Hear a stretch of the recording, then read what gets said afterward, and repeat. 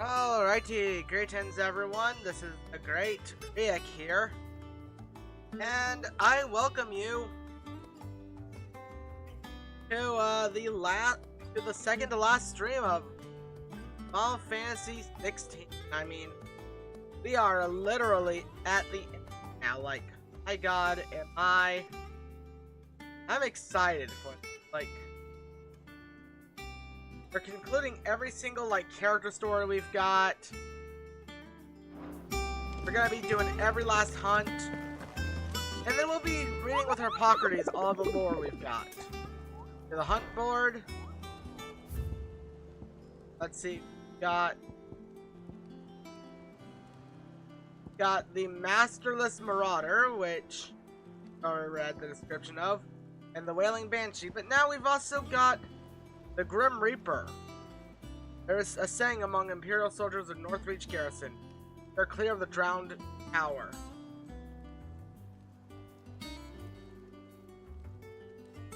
That's the Spectre's sickle. Reap your root. Big and typically uncouth arms of the thrall that dwells within the Aether Flood. One whose frightful aspect and man over lesser minions would appear to mark him as a high-ranking member of his species.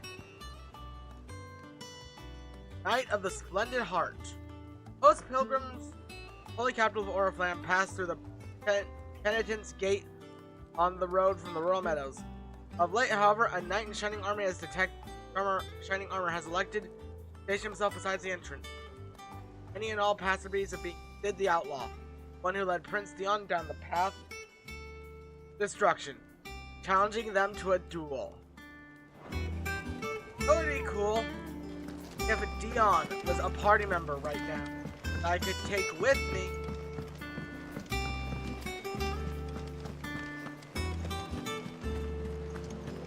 You know, I'd love to take this guy here.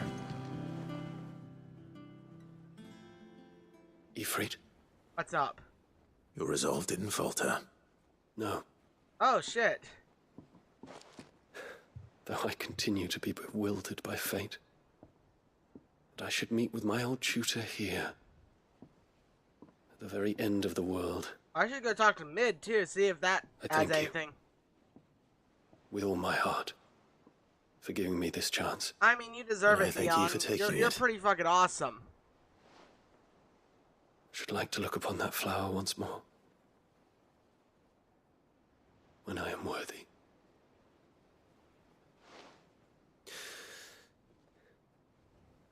I stand ready to leave for Origin at your word. May Griga go with us. And see us safely home.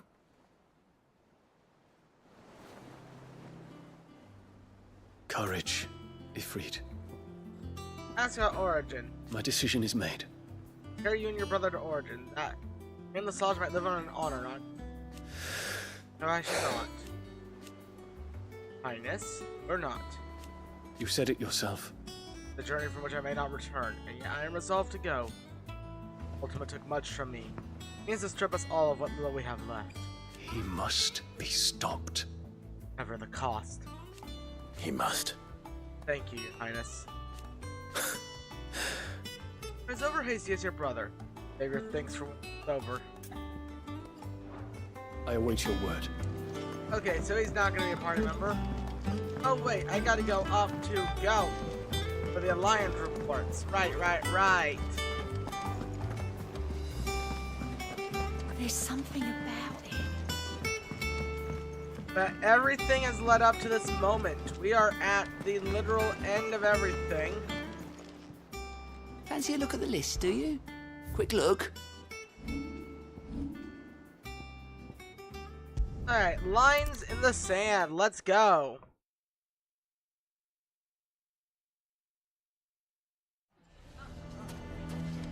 Why the hell would Victor take the bearer's side? What do you mean, don't just... Hey, Lumor, let's go. Oh, okay, we're gonna conclude Here this. to help me pack. Thanks, but I'll be traveling light. I'm almost finished already, in fact. You're really going to go through with this then? I am. But before I go, there is one small issue I'd like your assistance with. Well, two. in fact. If it's within my power to help you, I will. It's the children. I refuse to let them share in my disgrace. And if I leave them here, they surely will. Our friendship would see them ostracized forever. But I can't take them with me either. I can think of only one place where they are certain to be safe, and provided for, and loved. The Hideaway. Oh, okay. Take the children to the Hideaway? Hell yeah. Of course. The children would be more than welcome. Thank you, Clive. I will not forget this. Lubor, are you still here? What is it, Ferda? You look pale. There's been a flood in the Velcroy, a damn big one. The League of Outlaws encampment was completely submerged in ether. What? Oh shit, okay. Every A last classic one of the bastard. bastards has turned.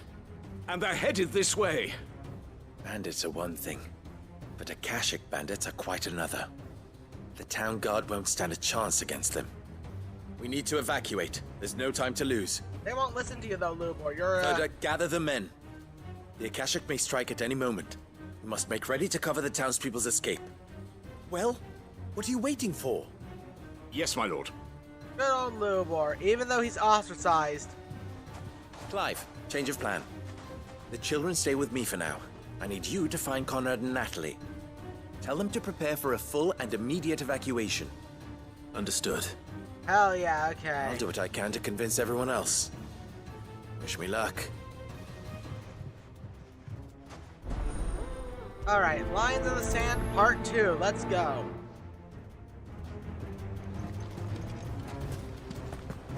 What's in You have to listen to me. They're coming. You need to. Why do they always have to make such a fuss? What's the commotion? Alright, let's see what you two idiots are up to. Alright. Ah, it's you. What do you want, Lord Underhill? To pass on an important message. There's been an ether flood out in the Hey Velcroy. Argo, great to see The ya. camp where the so-called League of Outlaws were gathering has been swallowed. They're no longer just bandits. They're Akashic now, and they could be here at any moment. You need to begin preparing for a full-scale evacuation right away.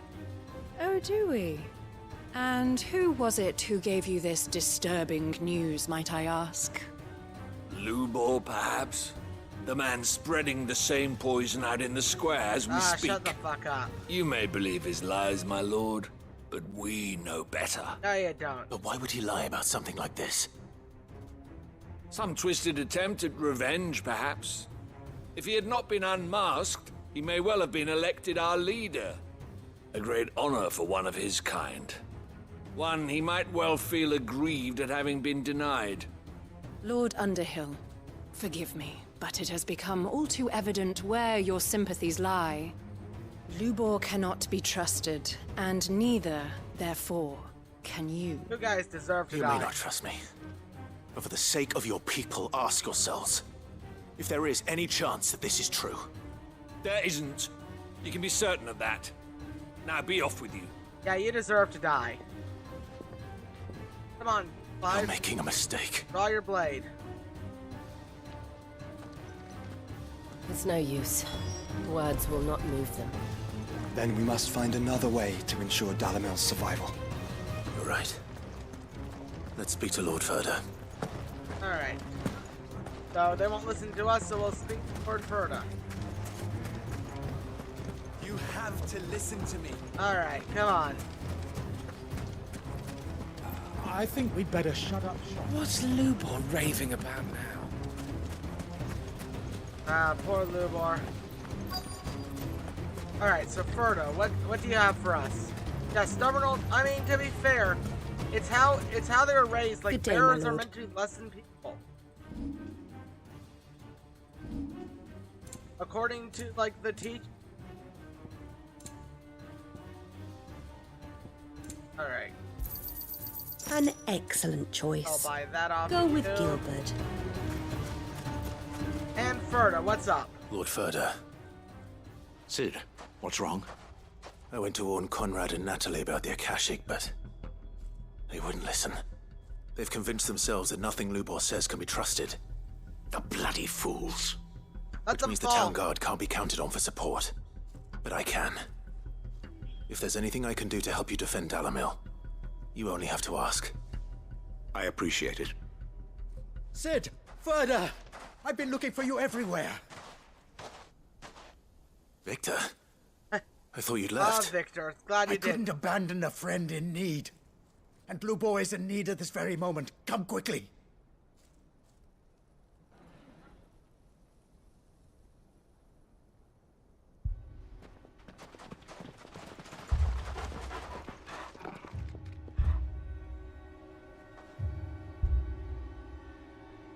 You have to believe me! The Akashic are coming!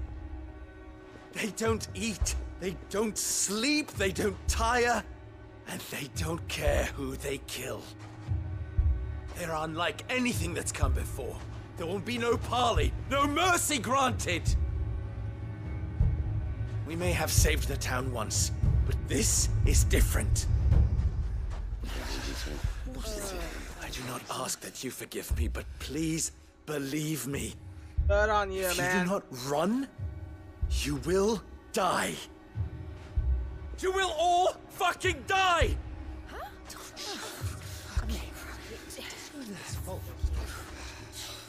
You'd like that, wouldn't you, bearer? Yeah, with us out of the way, your kind will be free to claim Dalamil for yourselves. You should run! Yeah, that's a good ass quote, especially fitting for this. Because Lubor's now, like, despite being the most respected person before, Yeah. Come on, then. come on, Clive, let's jump in. That's the origin of Pepe, Wait. the Pepe clown. Someone's coming. Oh, I did not know that. Stop! You're hurting him!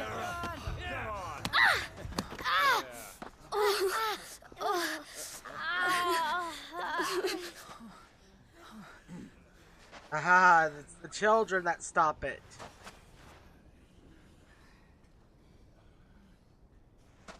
What did Lubor ever do to you?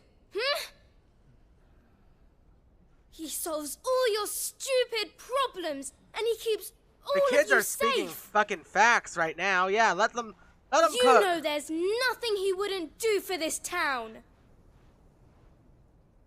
Who was it who made that cleaver you use every day, Conrad?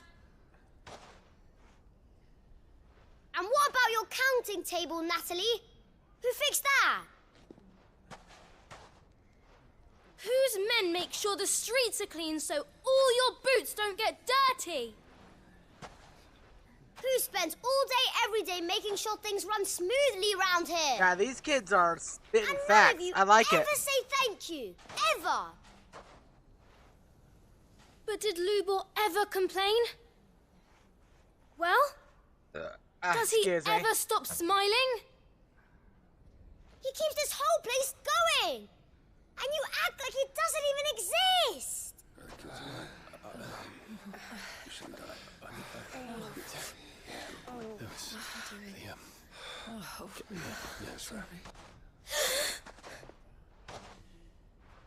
Alright, Con. Lubor, What's up? we've heard enough. Wait! We will not run. The town guard will not abandon the very place it is sworn to protect. Yeah. And I will not give up for lost the stores that we labored so hard to fill.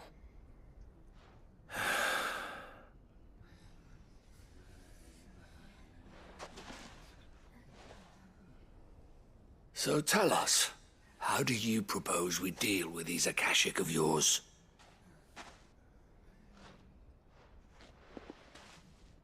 We won't run, but we will fight. All right, then.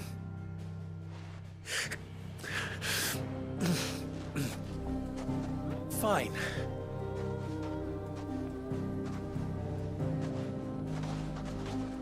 Gather round if you don't want to die. Let's go.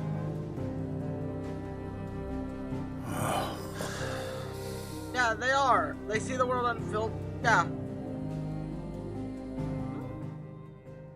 Exactly. You get it, Argo. Like, children are usually, like, most keenest eyes to see. Allow me to explain the situation. The ether flood occurred near the village of Cheratina, deep in the Velcroy. The place had been abandoned for years, until the League of Outlaws decided to make it their base of operations. Now they're all turned, and if the scouts' reports are correct, heading in this direction. They are mindless monsters, driven only by hate and rage. And they are utterly unpredictable. With the bandits, we at least knew how and where they were likely to attack. When these creatures come, Dalamil will have the bitterest fight it has ever faced on its hands. The town guard will muster at the north gate. The rest of us will take the south. Both forces will provide men to serve as scouts and messengers, ready to spread word of the size and nature of the Akashic Force as soon as it is spotted. From work because And as soon as it has been, we will converge on its position and see that it is driven back from Dalamil at all costs. Conrad, can I count on the support of the town guard? Always. I leave the selection and coordination of the messengers in your hands, Victor. And the command of our men in yours, Ferda. If you would both be so kind. Consider it done. As you wish. Natalie, I would ask that you and your people have the townsfolk barricade themselves inside the bathhouse. And tell the merchant not to waste time securing anything beside the essentials. Preserving life is our one and only concern. Alright. As long as we survive, it doesn't matter what trinkets we might lose. Our riches can be regained. And if anyone doubts that, let it be known that the Briar's Kiss stands ready to cover any losses. Very well. I shall tell them. Where do I fit into this plan? Where else but the most perilous place of all? I would like you to travel to the home of our erstwhile League of Outlaws, Cheratina itself. The main host is most likely still there, and Dalamil will not be safe until it is eradicated, root and branch. A little gardening. How pleasant. I doubt it. I have a feeling these weeds will be particularly stubborn. Luckily, so am I. So you are. All right then, we all know what we have to do. Now it's simply a matter of doing it. For Dalamil. Yep.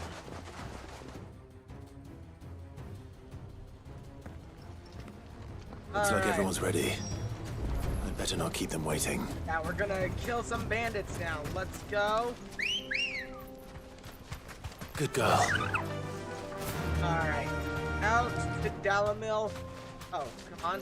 Good. Barricaded these bastards. But yeah, I do love how the story is shaping up conclusion-wise. Any man sighting an Akashic is to raise the alarm. Like, yeah, Lubor, quote-unquote, lied to them. But at the same time, it's like, oh, I could just teleport right here to... Okay, let's go. Right there. I like that.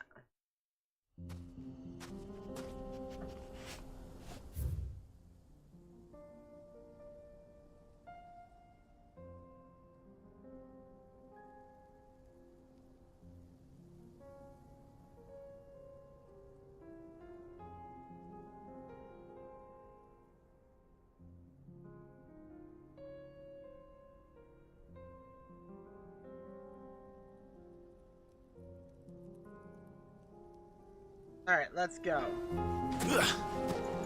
So... Oh yeah, sorry about the There it is.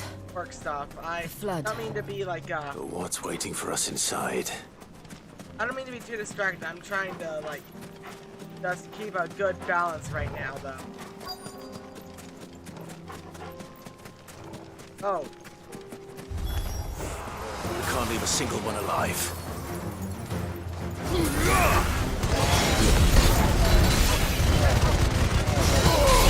All yours, Torgon! Over here! Go, Torgon!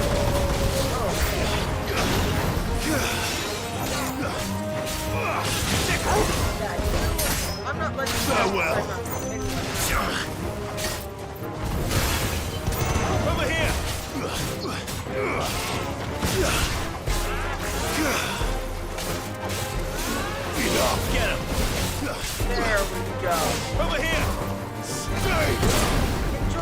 Yeah, you attack the asshole.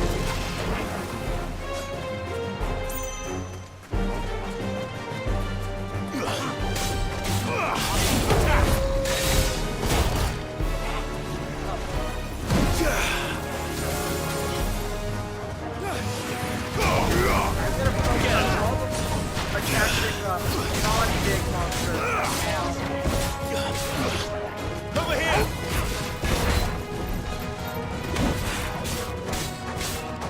This one. And pull your chest, son of a bitch. Get him. If we're gonna be dead before I can make it, you're It's dead over. now.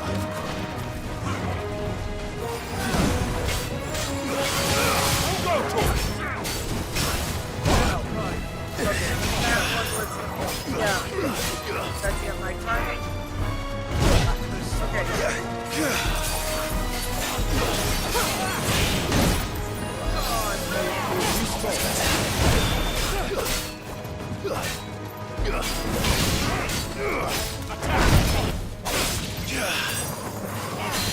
Alright, there we go.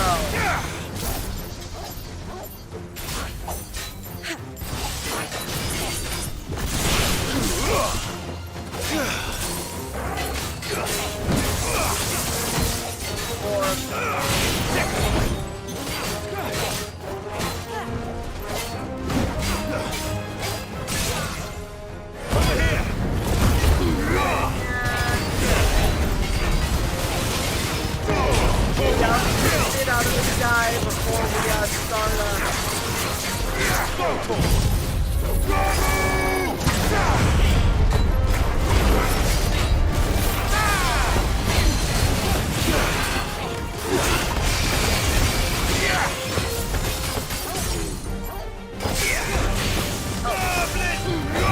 God. This tornado is good. A strong rhetorical device is ethos, along with logos and pathos. Ethos is less controllable to an extent, which can make it difficult to use, sometimes making it harder to communicate.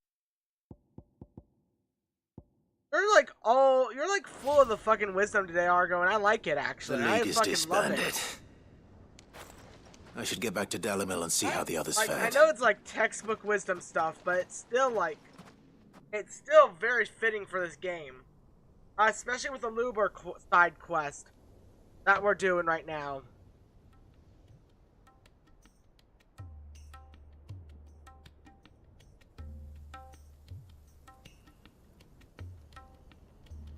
All the Akashic we were able to find have been dealt with. Seems that might be the last of them.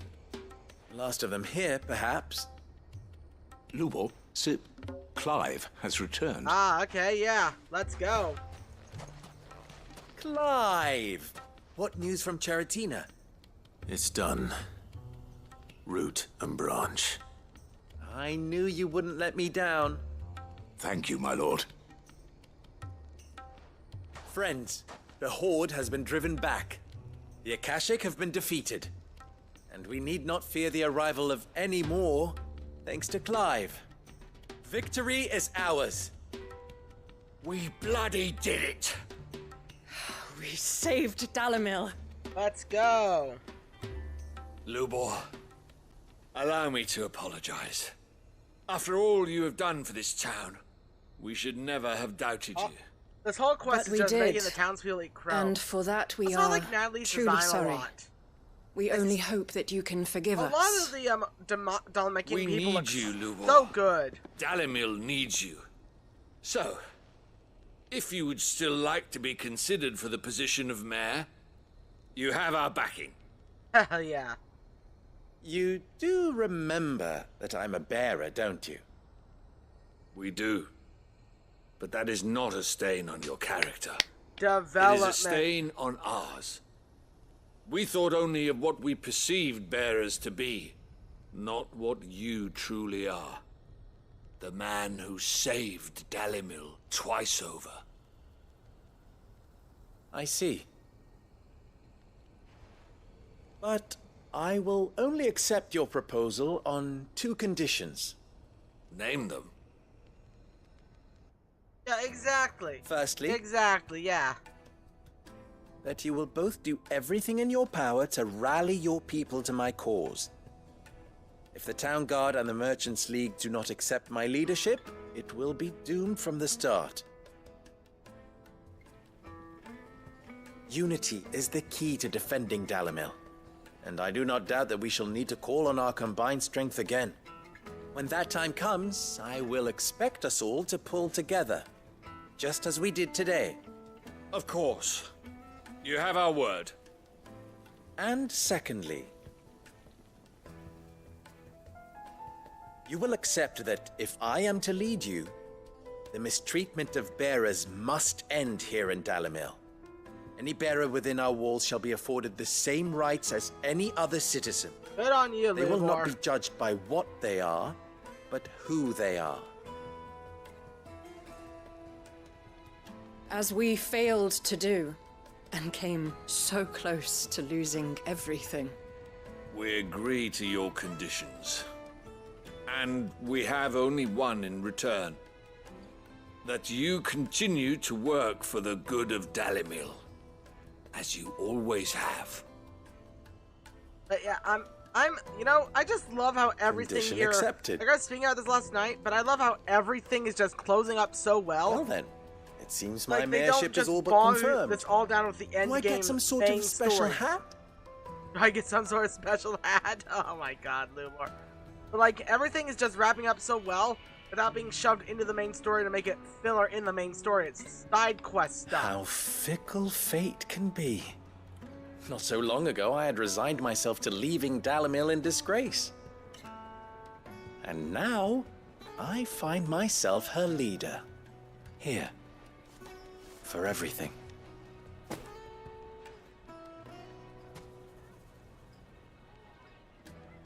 Lubo. About the children. Fear not, you are of course relieved of your responsibility. I would sooner face another horde of Akashic than see them brought up as outlaws. Yeah, right. I'll make sure they're safe here. I don't doubt that you will. And not just the children, but everyone in Dalimil. I'll do my best. Can't have all your hard work going to waste.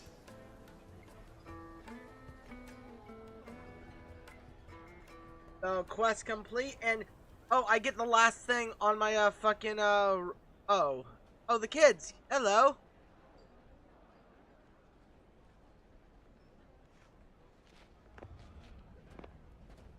Okay, I thought they were gonna say something. Quest complete. 7200 EXP. Briar's Kiss signboard. Something for impulse and a meteorite.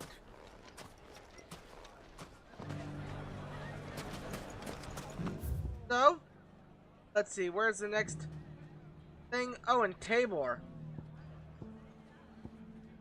Oh, it's for Cyril again. It really is. Yeah, societal. It's why, like, during the era of the civil rights, like the civil rights movement, like it was also hard to pull off because, you know, we were raised to believe that during that time it was just that that African American, that black people were given to us as like slaves and shit. So it's like, and then we were forced to not make them slaves. We still weren't forced to see them as equals, because when they came to us originally, their people were inferior. So we kept thinking they were inferior, that they shouldn't be, that they should be separate from us, lest they quote unquote get their filth on us.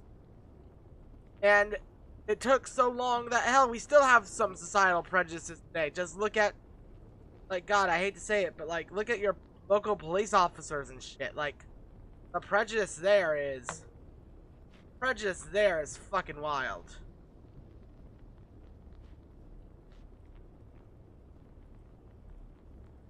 And yeah, it's why ethos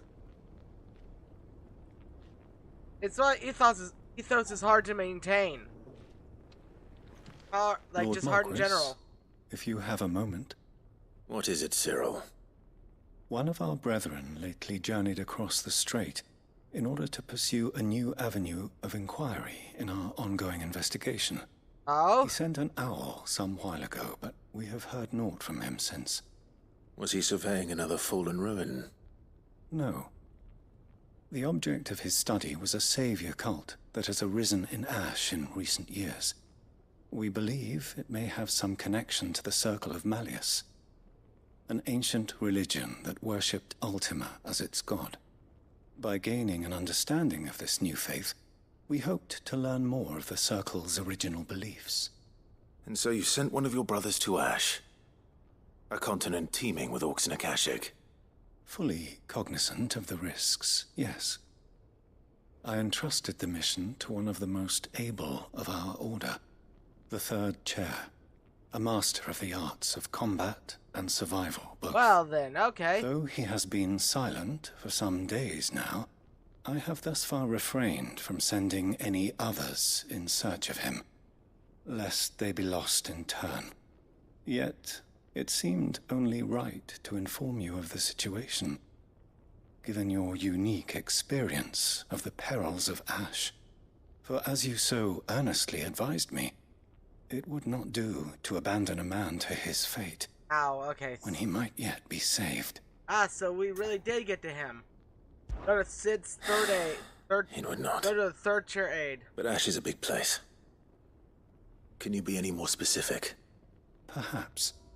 The last owl I received from him mentioned a village where he had heard the cult were wont to assemble. Mickleburg was its name.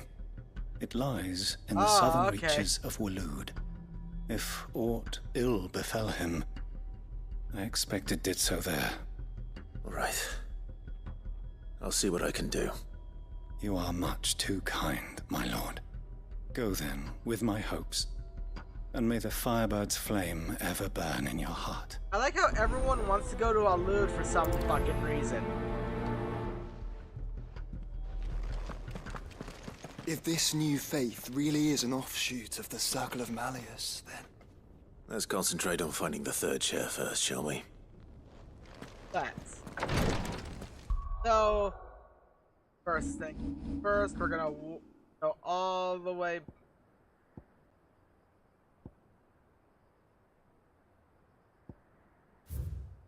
Oh yeah, there are 2 marks over here I can take on, but I'm gonna wait just a second. Wait, is this my literal last mission of the game that I have to do?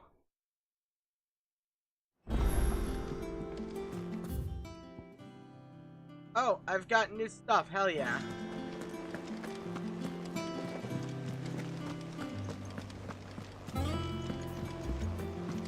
So, let's see, is there anything new right here? Oh, I wasn't expecting you back. A new dawn. Every epic starts a single word, every symphony a single note. This is but the beginning. And now forever be your legend told. Forever shall your legacy be sung. Hail the Forbidden Seat orchestration. There you are. Careful whisper. To obtain all available items from your patrons. Oh hell yeah, okay. Come again.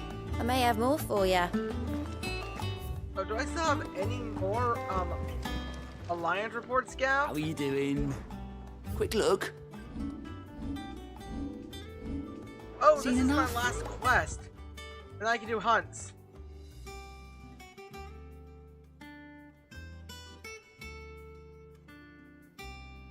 Yeah, exactly. You get it spot on, Argo. You get it spot on. It's a catch-22. Inside's hundreds of leagues away. And it's like people ignore, like, one of the things that people ignore, like peaceful protests as well. Something about it. But if you try to fight back rightfully, you get seen as such of a kind of monster. Aye, it's a dangerous world out there. Like, you get seen as a brute. It'd better all be It's here. the biggest catch-22 Finished, are ya? ever.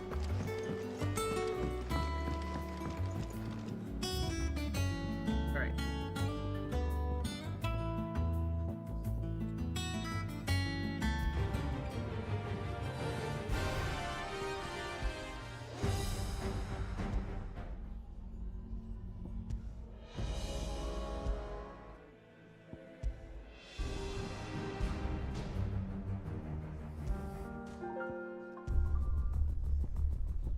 Alright.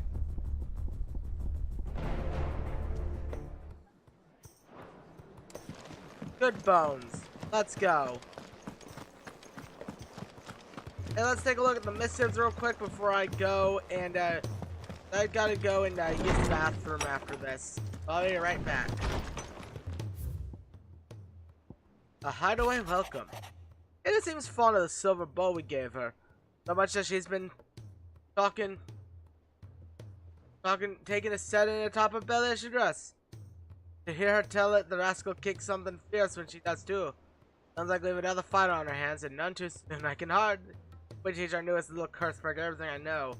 Though I suppose we can all celebrate first.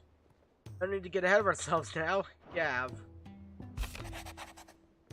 I am not too foolish to believe that single shaming at the hands of the town urchins about a lifetime of hatred built upon one's heart. Just as a pot cannot be made clean by minding it of its grime.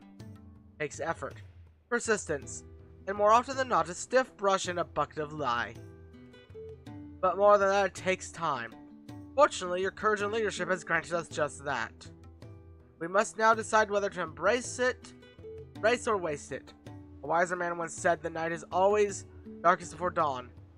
It's a good thing then I count one who burns so bright among my friends. No more. And how many things am I missing now?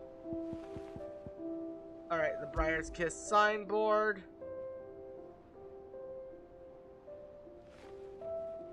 Yeah. I will be right back though before we do the final quest. I'll be right back.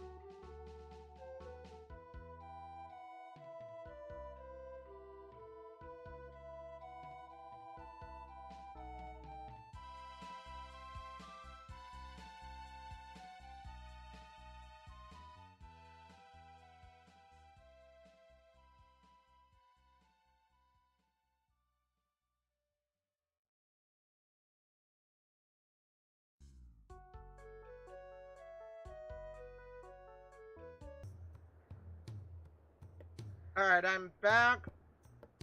And we're gonna go to Isla and finish up this stuff.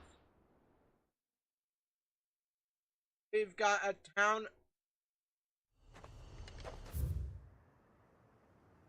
I could have easily. Actually, fuck it. I'll go from the edge of. That was a lie. They could have told me that I was at the edge of infinity, and I would have had a better time going somewhere.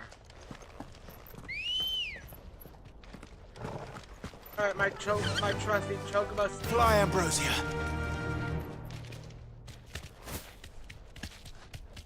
I like how Joshua's the one to say that.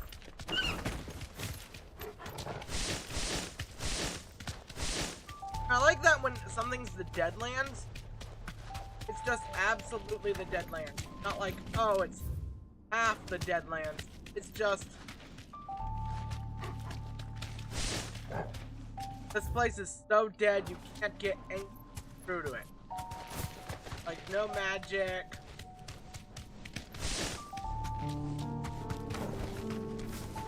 You deserve a rest.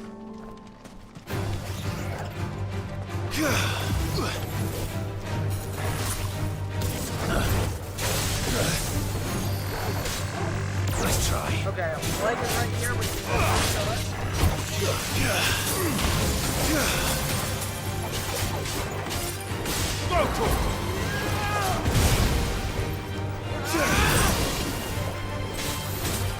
This one. Get him. Then I'll get to kill you with a fucking tornado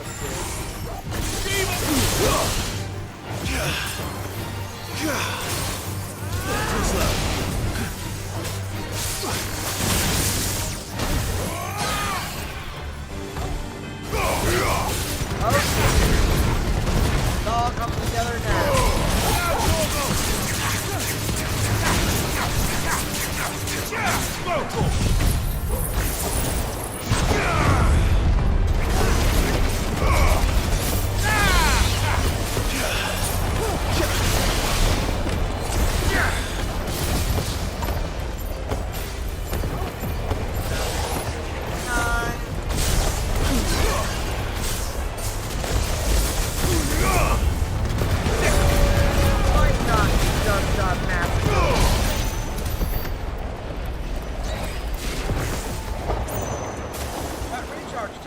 Crazy though.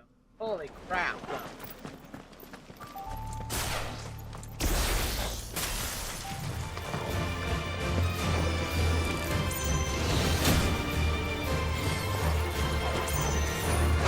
This one. Over here. Go to Hunter,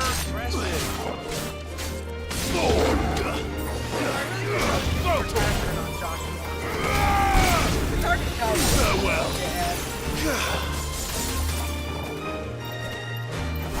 I wish there was like some sort of omnibus. Enough. So I can at least shoot these to death. That worked. Fair enough.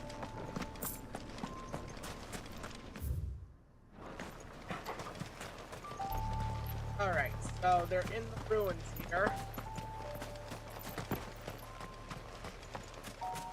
Just gotta find my entryway.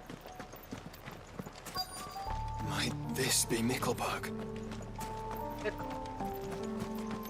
Nickelberg. Oh, there they are. Oh, there's people here. What the hell? These people aren't turned. And the village seems safe enough at least.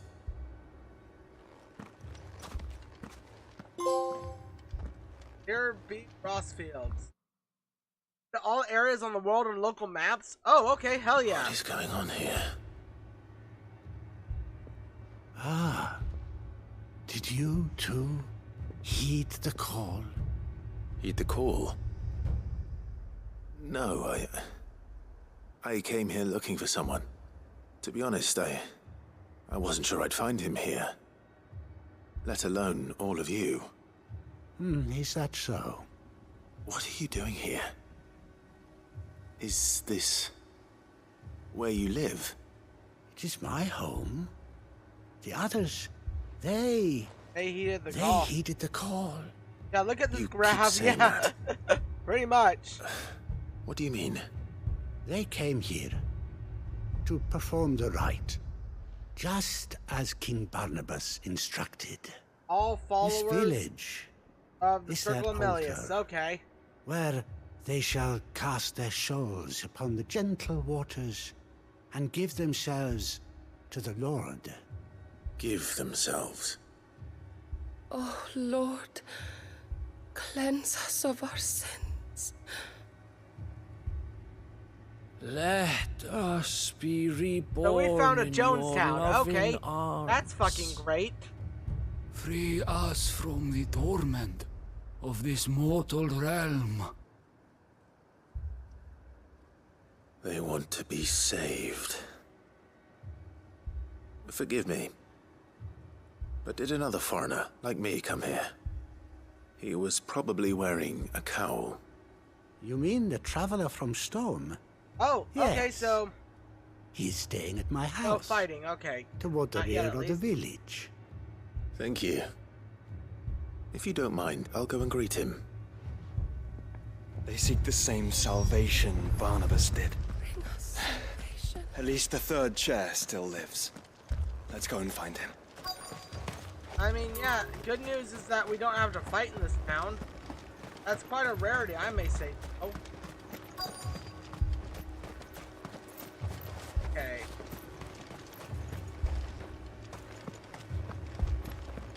Town's design makes it hard to navigate. Let me compare.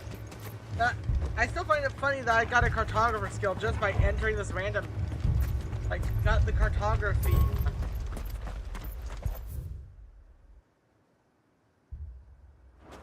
Oh, I was up there, right. Okay, cool. I'm a bit stupid sometimes when I don't keep back. Alright, hooded man, let's go, third chair. Excuse me. Are you with the Undying? I am. And so it would appear, are you? Lord Rosfield, if I am not mistaken. That's right. And you must be the third chair. I am.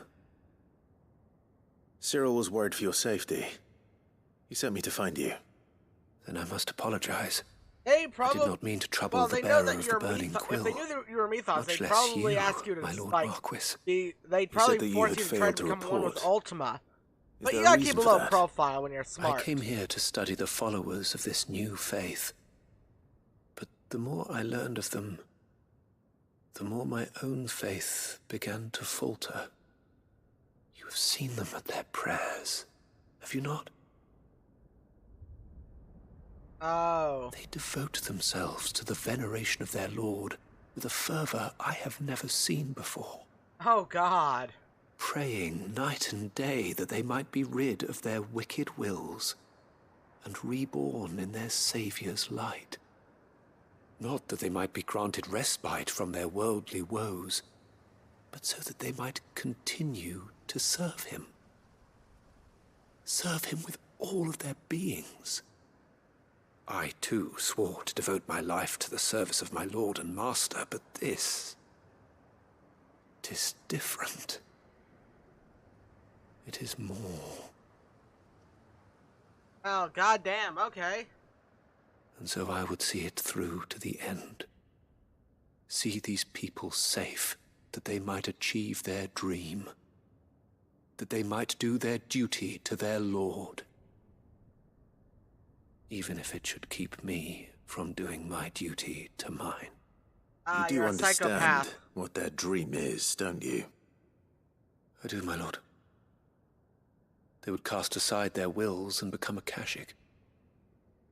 I know that it may be hard to believe, but to these people, that is the very essence of salvation. And you're Forgive me, psychotic. my lord. But I must remain here. If you are to return to Master Cyril, I would consider it a great... Yep, they're all becoming Akashic now. Hear that, my lord? Something is happening. I'll go and find out what. Stay here. Yep, okay, they all just turned Akashic. Shit.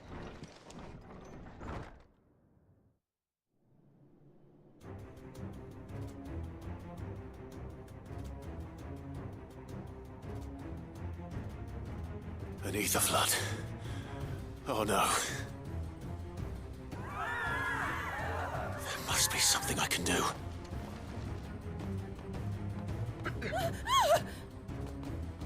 Echoes as well. Found it. Found her. Ready, brother? Ready. As ready as I'll ever be. Yeah,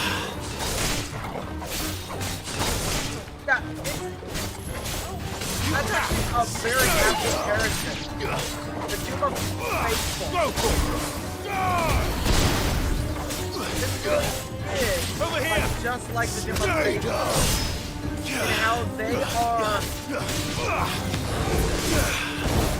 And like how they both that what they're doing is right. Even though we can see it as kind of crazy. Over here! Like, Ultima! You really love the Ultima as kind of a fallen and corrupted god. Actually, if we look at it in that respect. No? You like to think, oh, Ultima's just evil. No, he was just a corrupted god. That was kind of crazy. Stay down!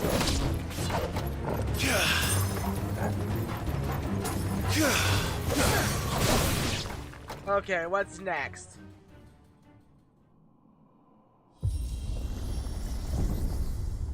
What now? Oh. What's gonna come out of that fallen ruin?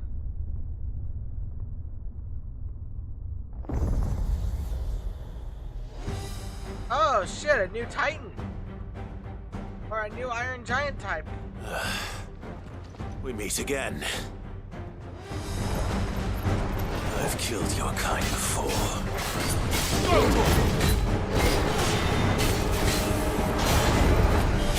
Yeah, I would get him. They're both become Akashic, not just die. That's the thing. If they were both becoming Akashic, no. That'd be one thing.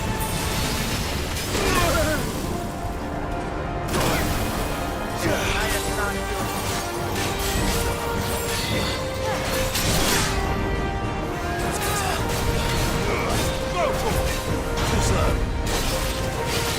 Alright,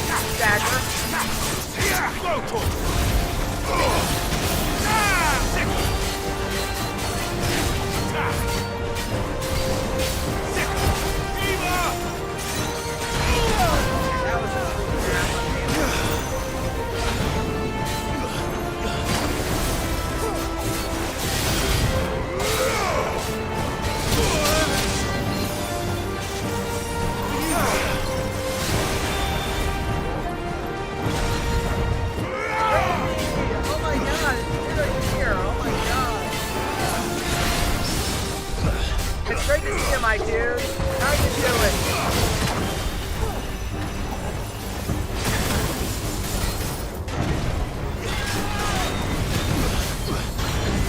It's really good to see you, man. Like my new outfit? Oh, thank you.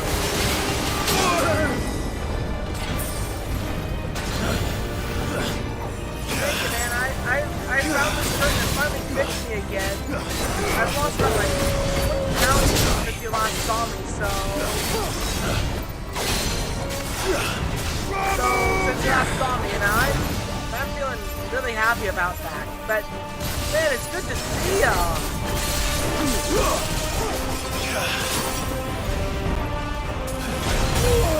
Dang it, okay. That one was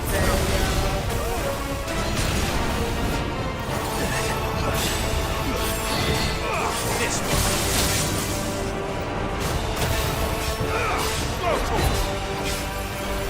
Nice try. Hey, your fish. So your fish like that's good.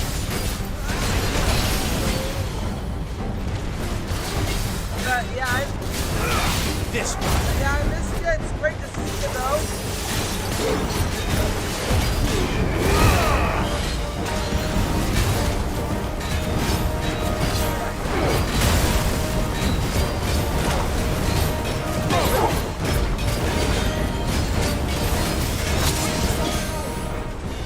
Oh, that's awesome. Good on you, man. Good on you. Like, that's some good business to be in. Keeps you busy, keeps you well paid, especially probably where you're at. So, yeah.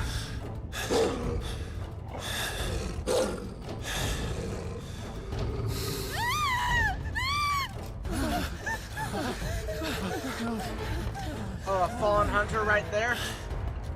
Damn it. Oh no, it's Killer Kill. Oh shit, the third tier just got killed.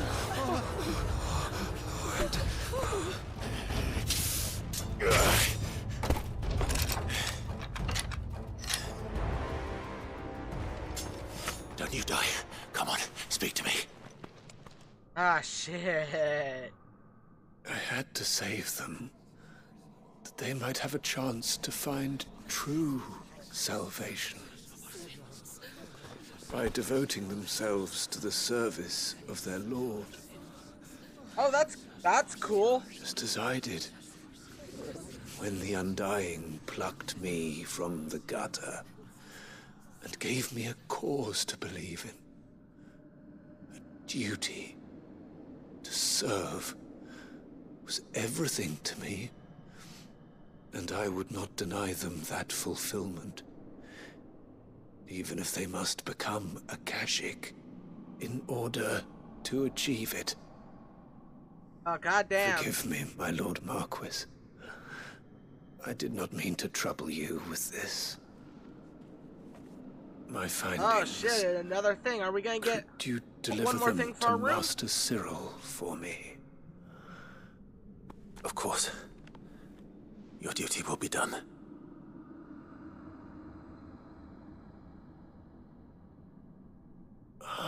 Yeah, this is Look, we're my doing lord. our last minute side missions, and then we're gonna do a full. Then we're gonna do all the last few hunts, and then we're gonna just talk. We're just gonna look over the lore and analyze it with Harpocrates. Yep, the people are Akashic now, free of their will, just as their faith demanded.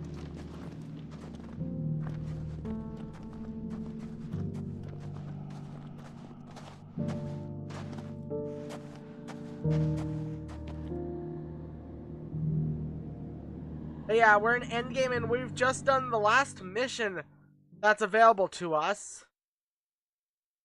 Or almost done with the last mission available to us.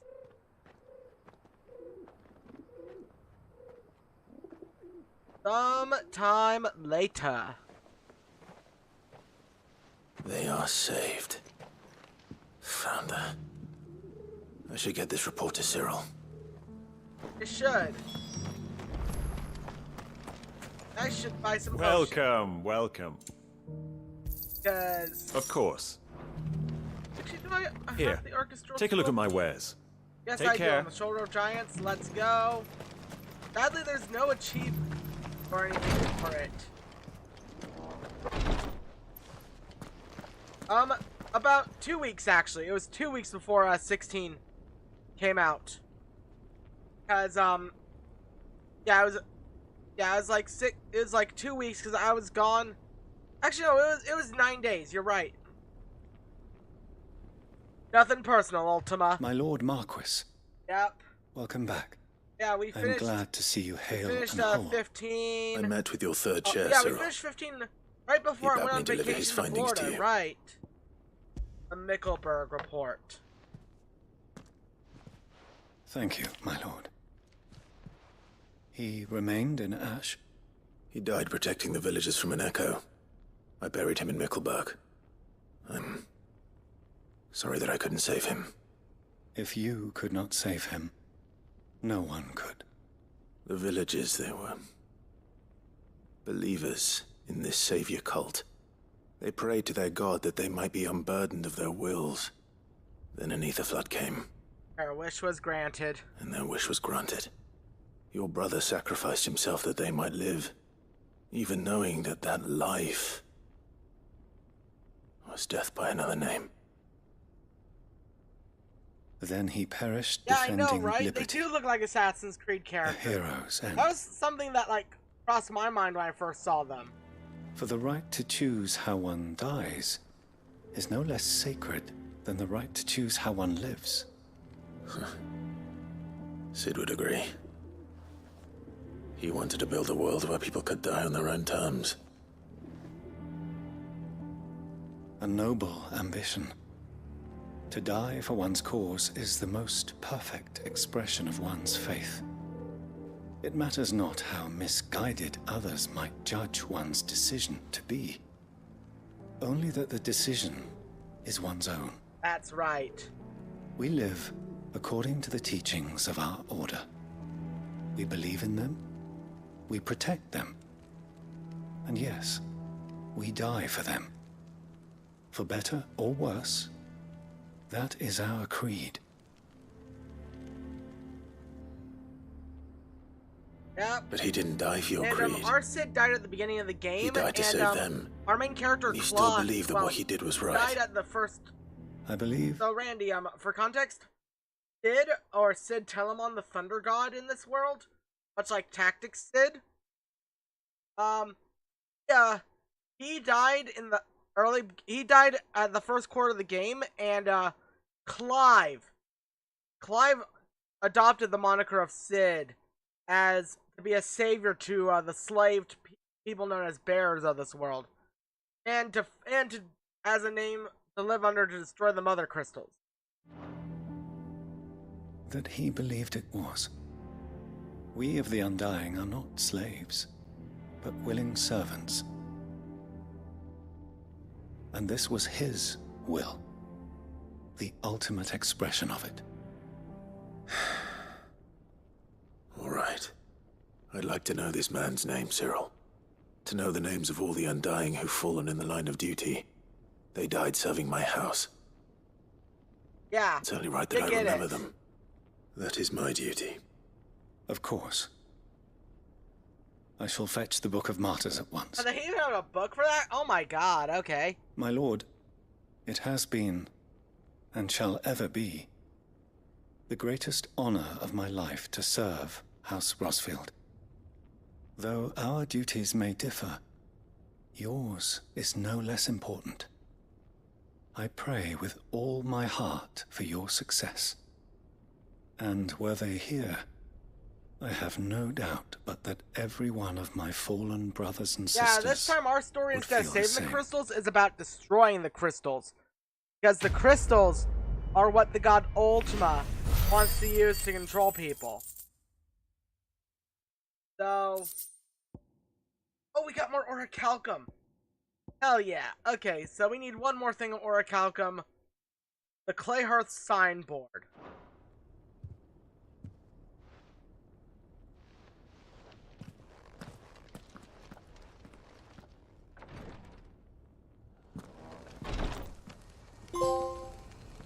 Opened up my mind. Selected 6 signboards.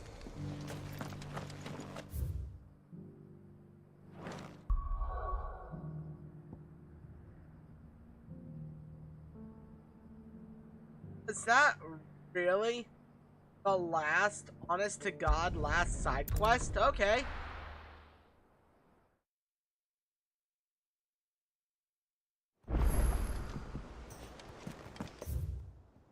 Okay, Missive in Clive's chambers.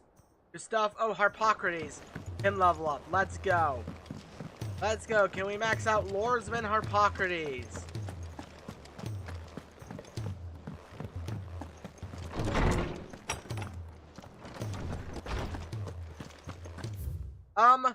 So you do have a party. Like, my party right now is, the thing is, there's party members, but you only control Clive.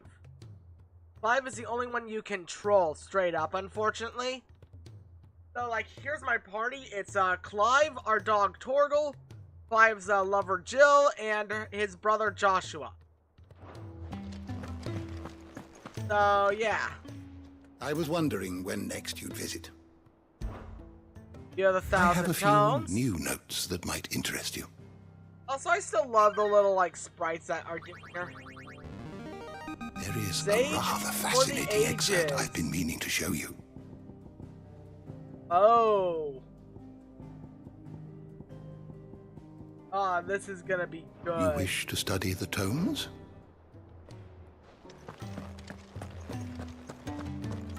That's awesome. Okay. How far am I from crafting the second best weapon in the game? I say second best because the best, What do you want? I need dark steel. Oh, I just need dark steel? Okay, I can get that easily because I've got the ultimate armor already. I've got the Sons of Ouroboros, so we're good. So time to go on the hunt boards and look for other shit and look for our last few hunts.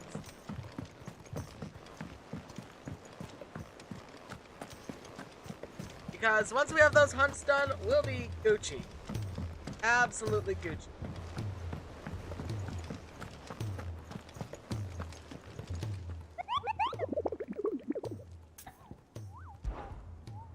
The hunt. Okay. First thing.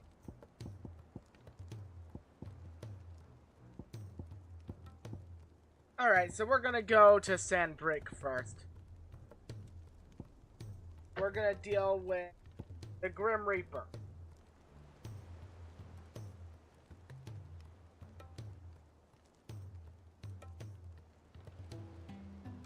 Alright, so let's teleport to Northreach.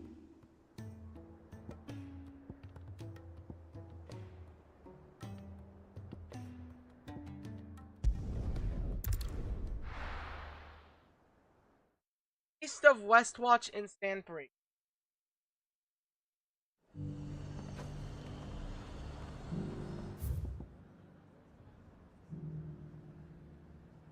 Oh, okay, I know where that is. Okay. Very easy to get around to. And how might I help the garrison today?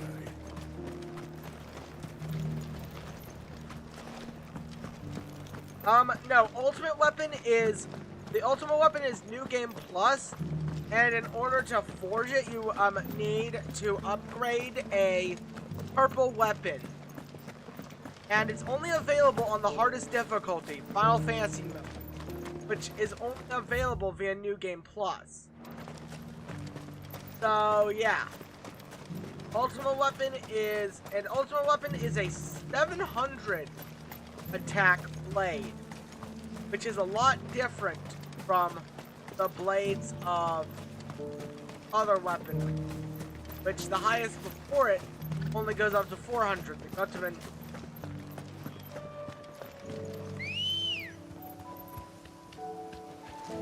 Let's go.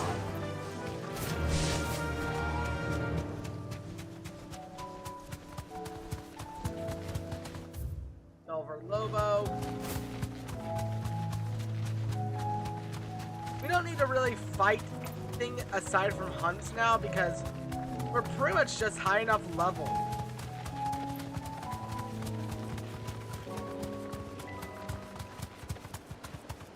Quiet.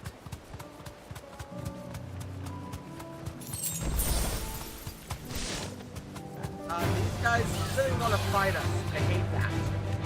I hate when they don't let us avoid those. Or do both. Not good. Oh.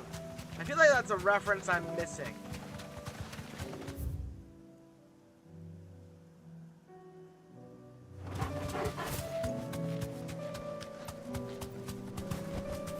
Straight home now. Alright. Oh, I see that. Oh, Reaper bastard. Let's go.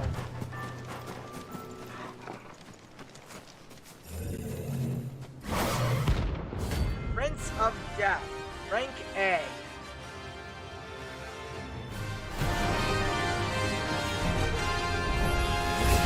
That's another one.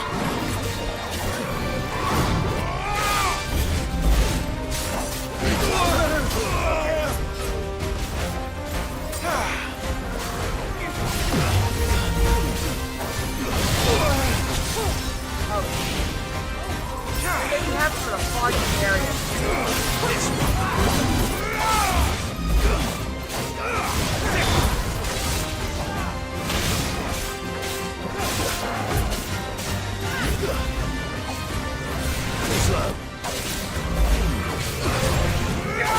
Good right now.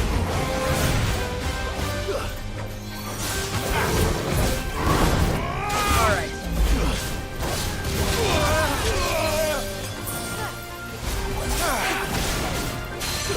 Alright. Deadly Blast. Blind Justice, the son of a bitch.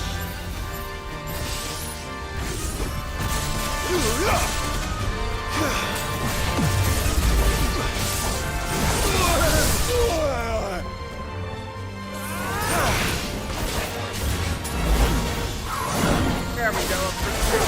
Dodge. Oh. Carry time.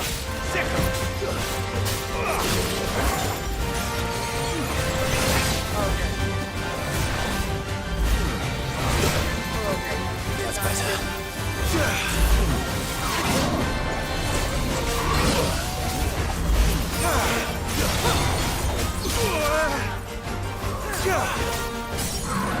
Alright. That should get you faster. But yeah. These spikes.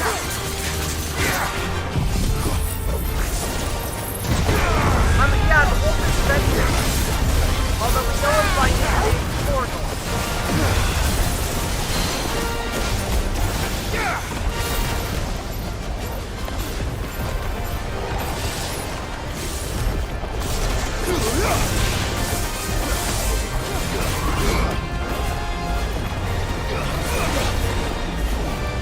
Nice try.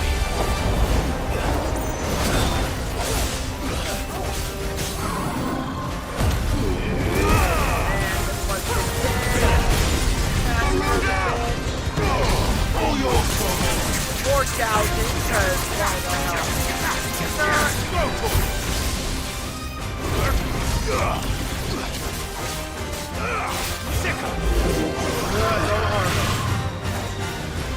Too slow.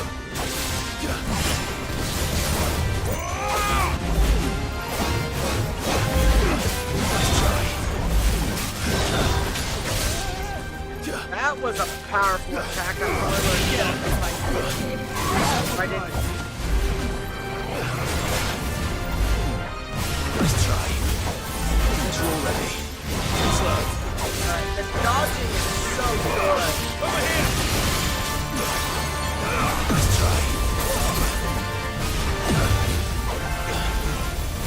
Nice try.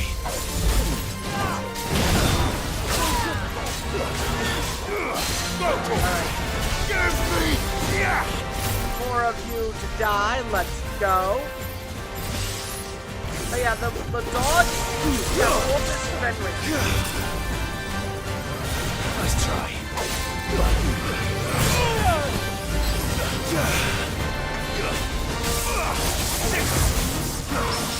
Alright, more parrying to do.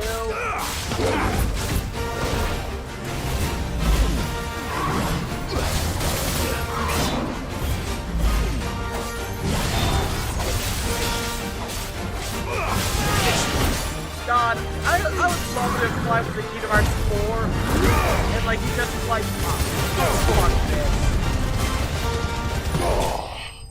Oh hell yeah. Hunt down. Let's go. 8,000 EXP, got more ability points. Darksteel. I'm getting tired of these things. Me too. Also, Torgal, good job on your work. You get a good boy. You get another penny. After it. You deserve the doll. You deserve it, good boy. But yeah, the hideaway so I can forge the best weapon in the game. For a first run, that is.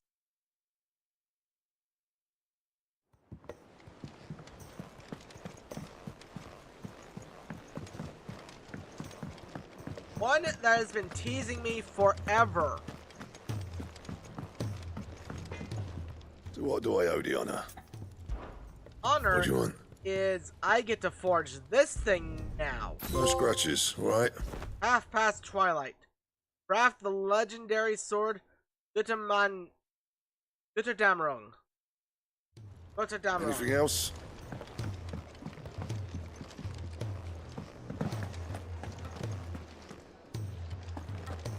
It is. I mean, Torgal was gifted to Clive, and Clive was 15. And Clive is now 33. This dog's been here with, like, this wolf has been with him for pretty much all his life. Vote of thanks. Lord Marquess, I write to thank you for the kind consideration you have shown for those whose names are written within the pages of the Book of Martyrs. Know that I would move them deeply to know that the first shield of Phoenix laments their passing. Though each and every member of our order stands ready to sacrifice their lives in service of the Phoenix, do not doubt those who are taken before time go with regret for the long years of duty left undone. They should live on in the memory of a proud son of House Rosfield and yourself. So surely go some way to soothing their sorrows. Phoenix's flames burn ever in your heart, Cyril, bearer of the burning.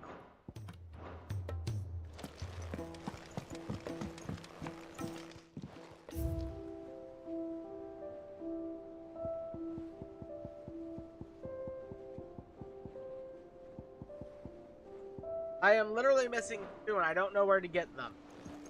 That bothers me.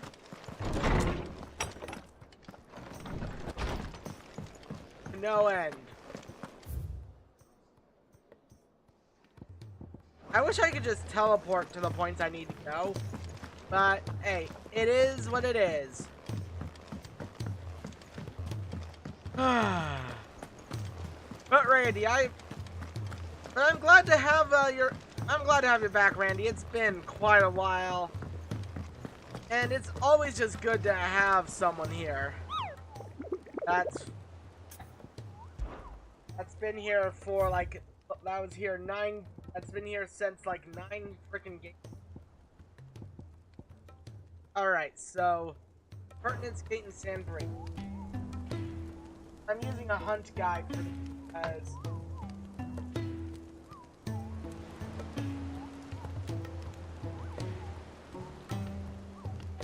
oh, Royal Meadows, okay. Oh, Royal Meadows Obelisk.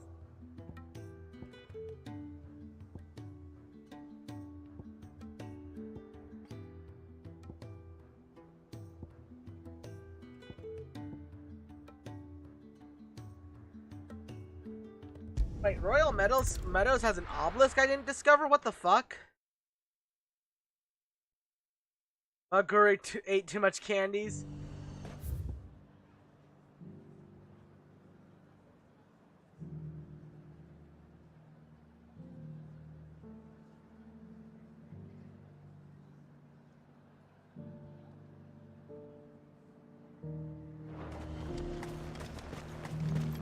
And how might I help the garrison today?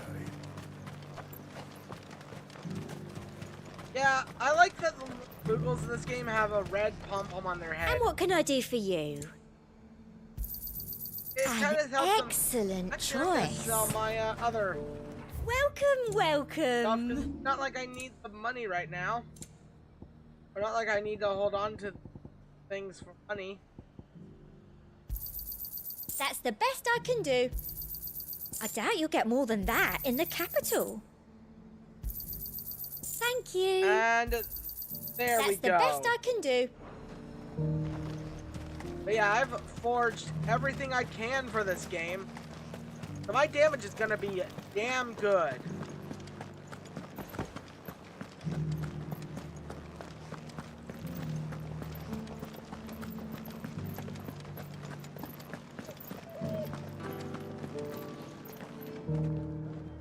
All of these. Also, I'm liking that the more of this I do, the brighter the day looks. It feels right. Do be careful. I will.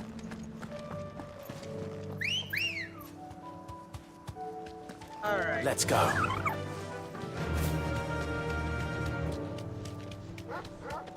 Well, avoid all of these, because I don't need to focus on any of these fucking... I've got Chocobo. Crashing Buggers.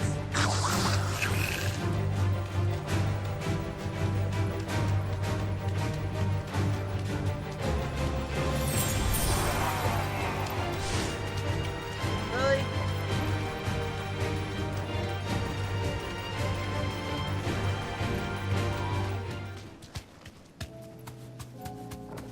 Alright, so I avoided unnecessary fights. I hope.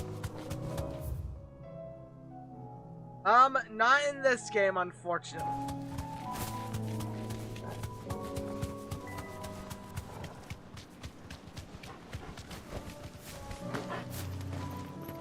Oh, hey, a Dragoon. Well, you say it's... Right now, the world is in ruin because Ultima...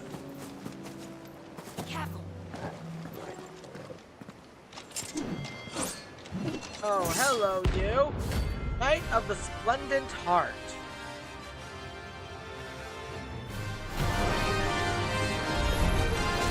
You're the outlaw! The one who drove his highness to madness! On your knees! He hasn't heard. And he doesn't look like he's willing to listen. Only your death itself! Okay. Over here!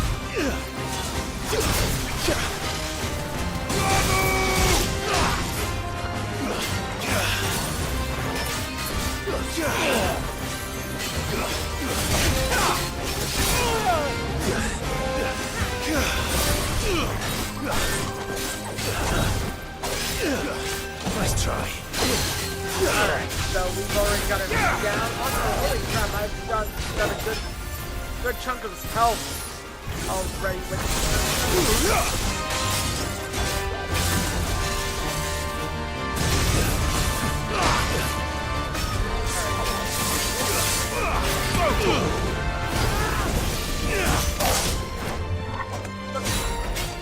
Get him!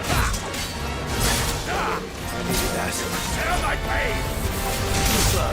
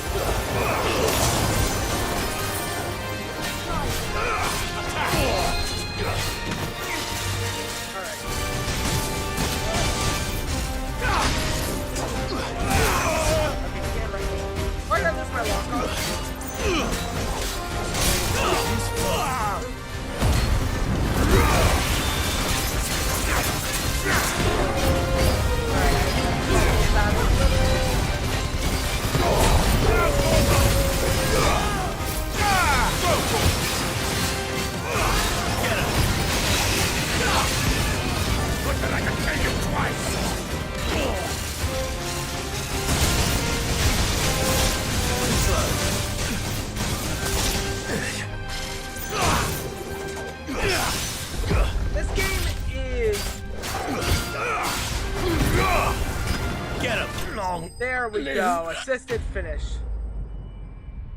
They would if it's like Yoshi P loves his light effects because they know they're good for telltale signs of. Damn it. Dion would have been glad to have you back at his side. He would have. But he's dead now, so. Better already. Let's go back to Northreach and then.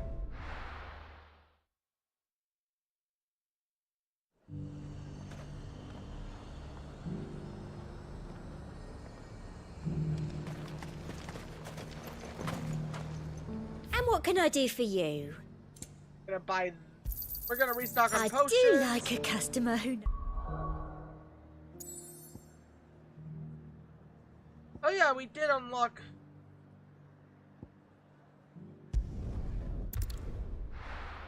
Now we're gonna do our S rank.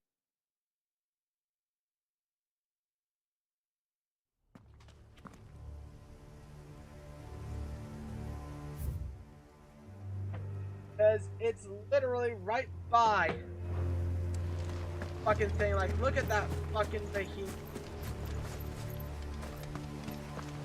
That great ass behemoth right there. How many tries will it take to slay this beast?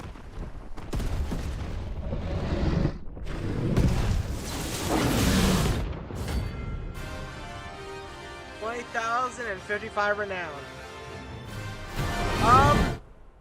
So real quick, flying ships are a relic of the past in this world.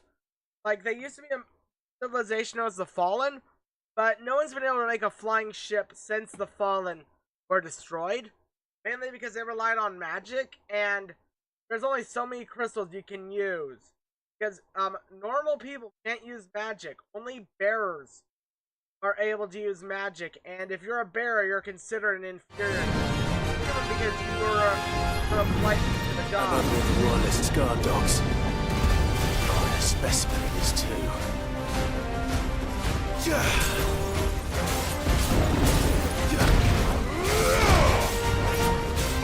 Over here!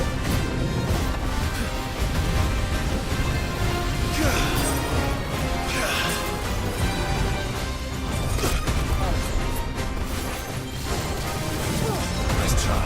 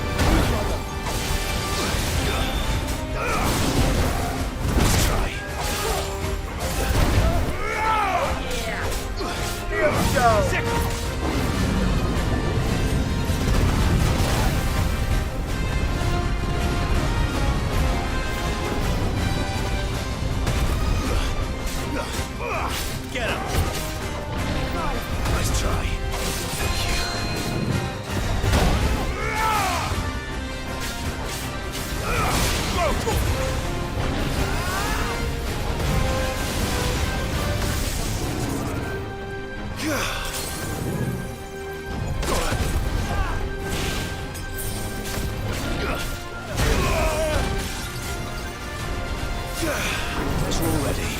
Come on.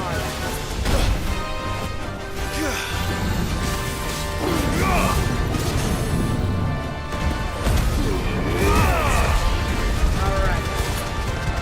So this is gonna be good.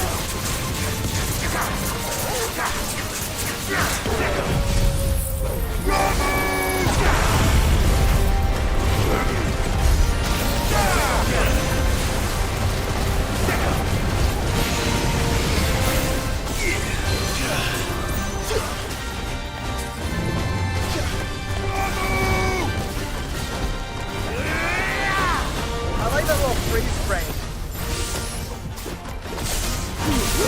Yeah, it's a big twist. It always comes from different.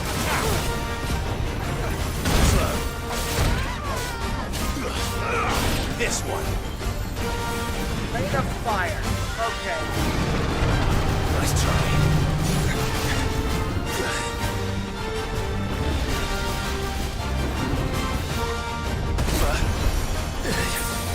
You guys.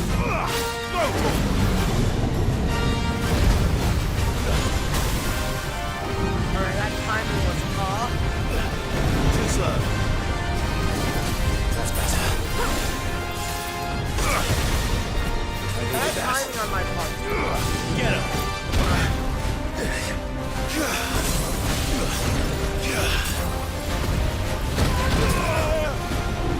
Alright.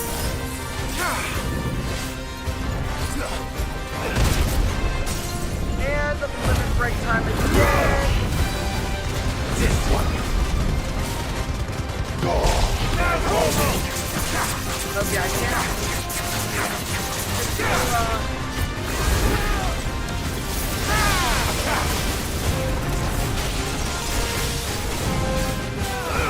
Alright, come on.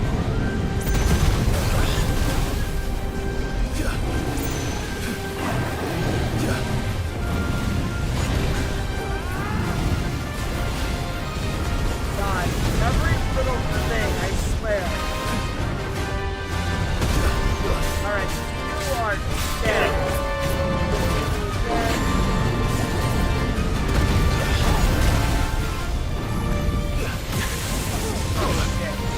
Got caught in the trap.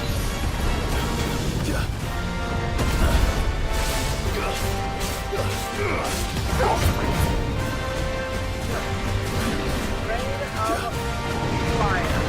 Nice try.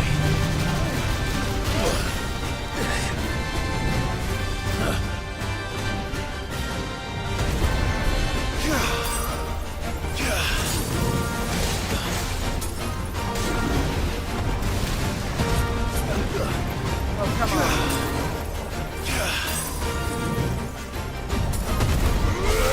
Hard. This thing has a lot of health, too. I mean, it is one of the super bosses of the game, so let's go with the territory, but it feels just like fighting a spawn earlier. This one. Nice try.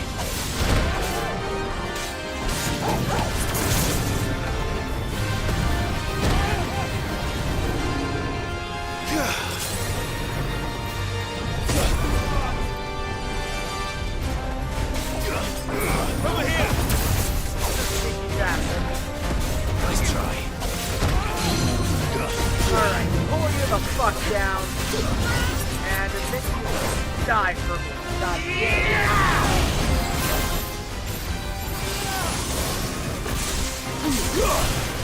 This thing is going to die.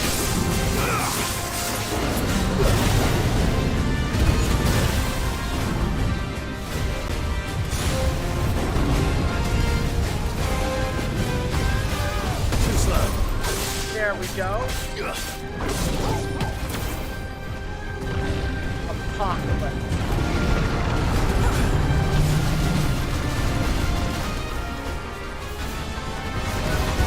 Nice try. God, this thing. Nice try.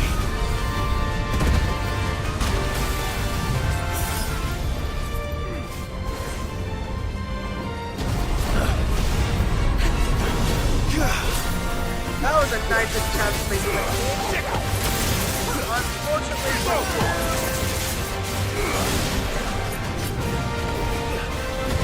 Nice try.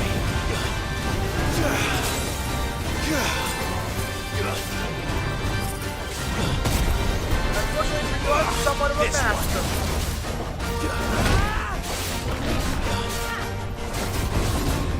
Nice try. And more of this. Let's go. God. This feels so low, but so right at the same time.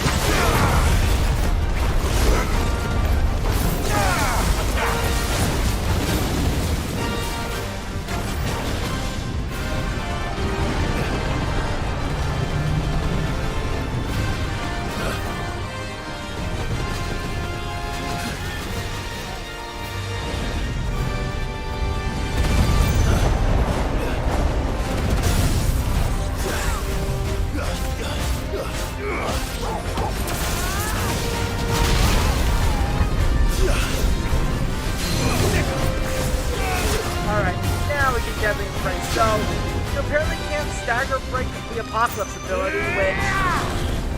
I mean, I get it. I hate it, but I get it.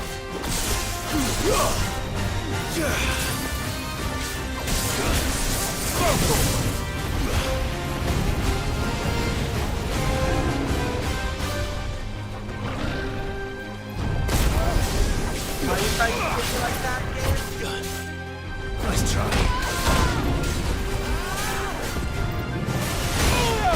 You got me like that, unfortunately. Over here!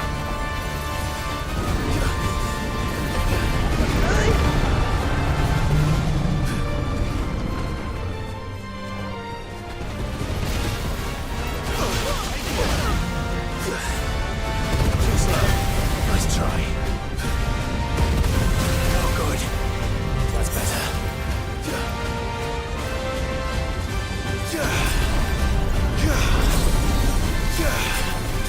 Yeah, they did. That's kind of the thing with like ever Get him. they're kind of like weird hybrid creatures.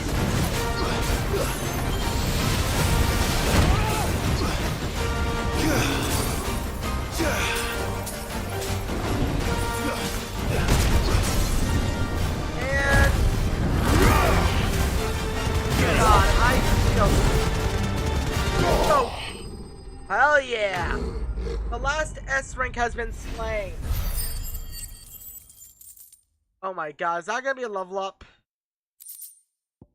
Nope, Behemoth Shackle or a Calca though. No match for you, eh, Toggle? Speaking of, give the dog pets.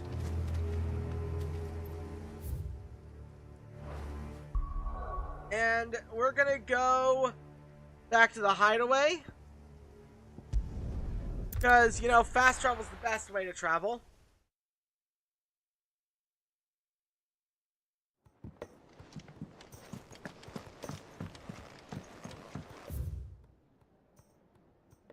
Yeah, Steve really did everything in this game, like, that we could in the first run. That's pretty good. It's a dangerous world out there. Right. It'd better all be here. You'll not find a better price than that. Also, I just realized I didn't use a single tonic that entire fight. My God.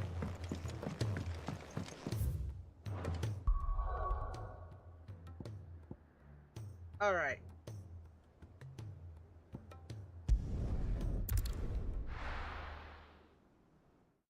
Oh, The Legend of Zelda, like, Twilight Princess mangas are actually pretty fun. I used to read those.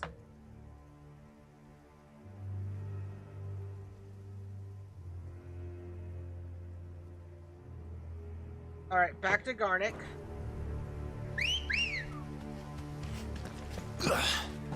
Let's go. Yeah! Yeah, I remember when they started like coming out. Royal Mastiffs that are still around? Oh my god, okay. And you've not gone full Akashic? Color me fucking surprised. Mogros. Or Lopros, I mean. Yeah. The little dragon nets. Be safe.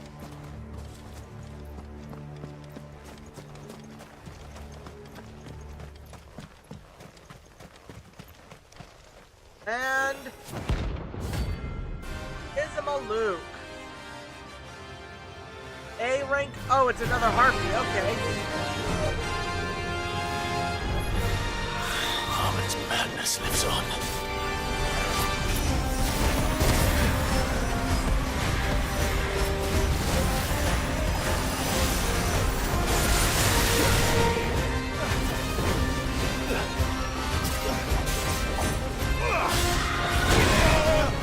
Okay, that was a bad impression of the first hit.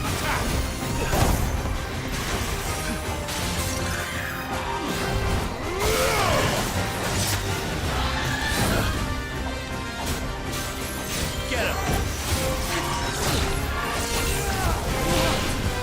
I'll fight now.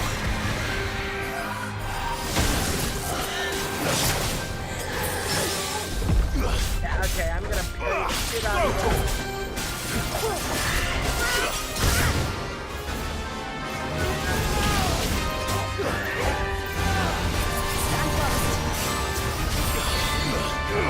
This one. Oh, come on, I dodged that line.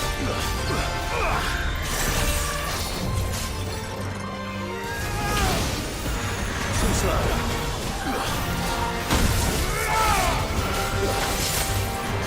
Too slow. Needed that. Get him! And use Garuda's own technique against it. You know, why not?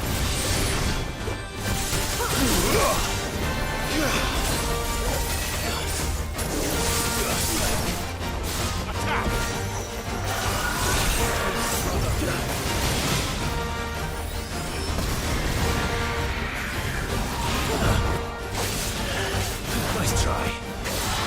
Too slow. Okay, now I've remembered your pattern.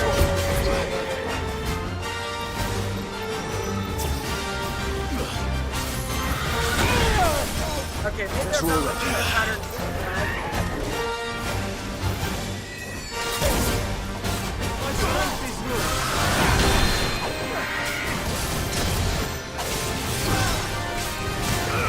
This one. Let's keep going. Let's go.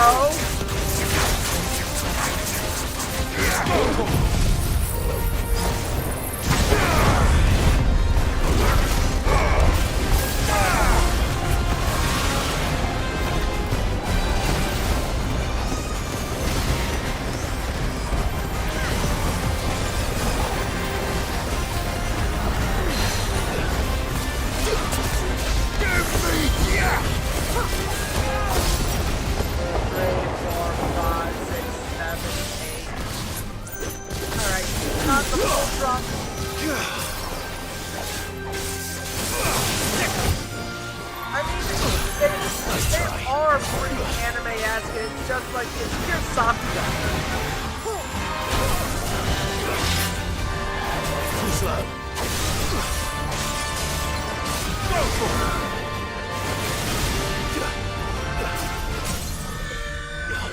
And there we go again.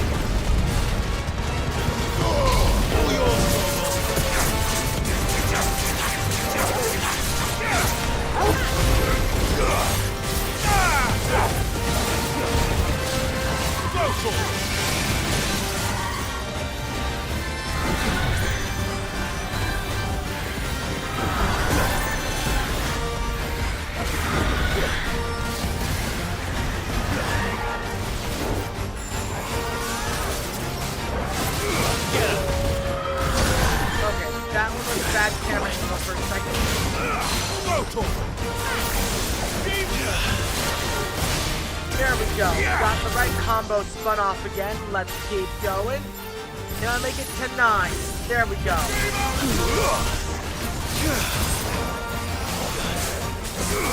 This one.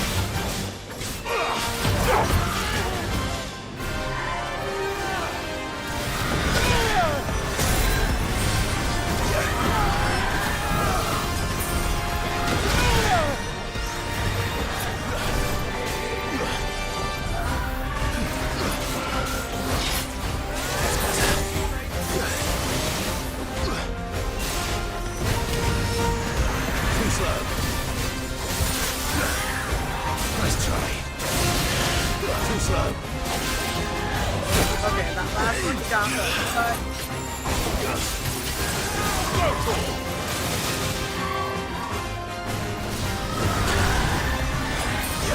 Nice try.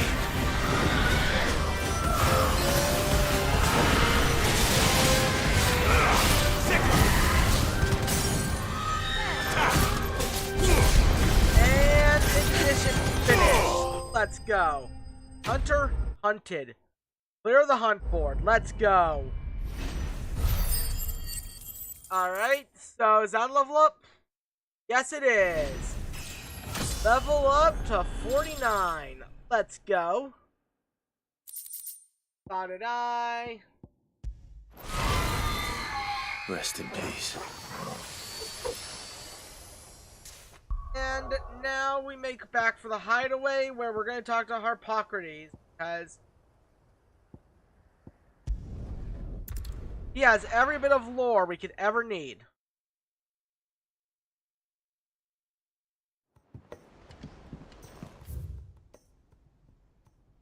Actually, I'm going to go talk to Nectar because, you know, I've not really talked to Nectar this entire game outside of hunts. I should learn more about the little movement.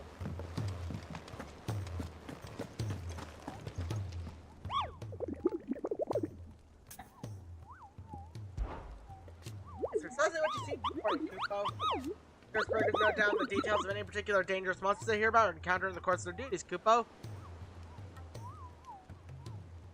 Yeah, I mean, well, the thing is that, like, all of those winged type creatures, like, that we just fought, that specific hunt, they all spawn from the, icon Garuda.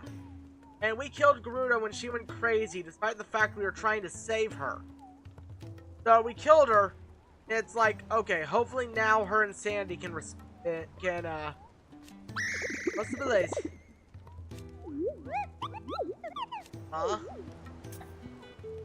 Ask about Nectar's adventures. Did I ever tell you about where I came from, Kupo? You're not from the forest. Oh, I'm from a forest, certainly, but which forest? Well? Which forest? Which forest? Yeah. I can't tell you, that's a secret, Kupo. Then what were you going to tell me? Just making sure I hadn't said anything I wasn't supposed to. Ah. And if you had? You don't want to know, Kupo. I love Nectar. Oh, fuzzy bastard. But yeah, we've now done everything in the game. So I'm gonna go real quick, use the bathroom, and then I will go and talk to Harpocrates and read every bit of lore. So I'll be right back.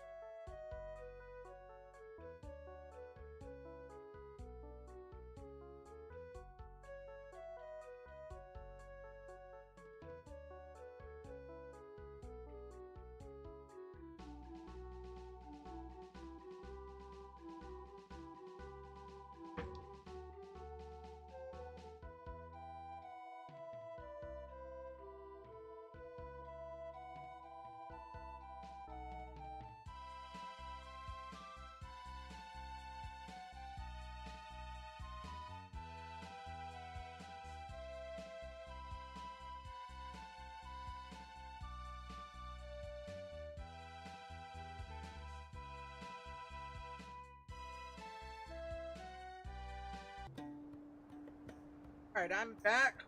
Let's look at the hideaway. So let's go to see our good old Loreman Harpocrates.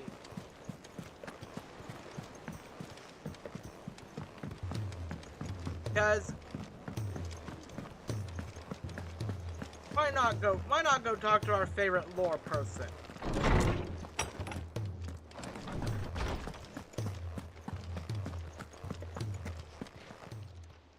Good morrow to you, my friend. You wish to study the tomes? Let's check out parts of the... We're gonna start with Joshua. Starting from the first encounter. We're gonna go through Clive's full progression act.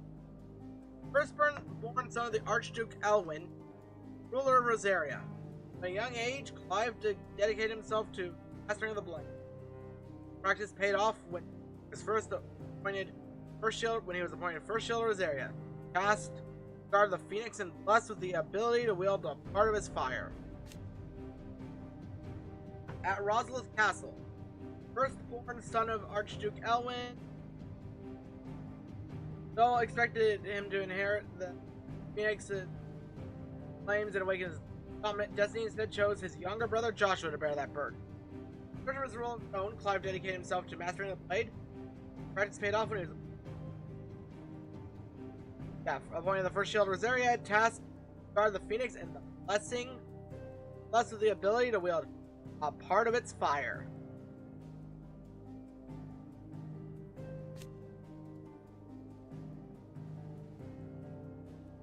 Though it was his sworn duty to protect his father and younger brother, both lost their lives.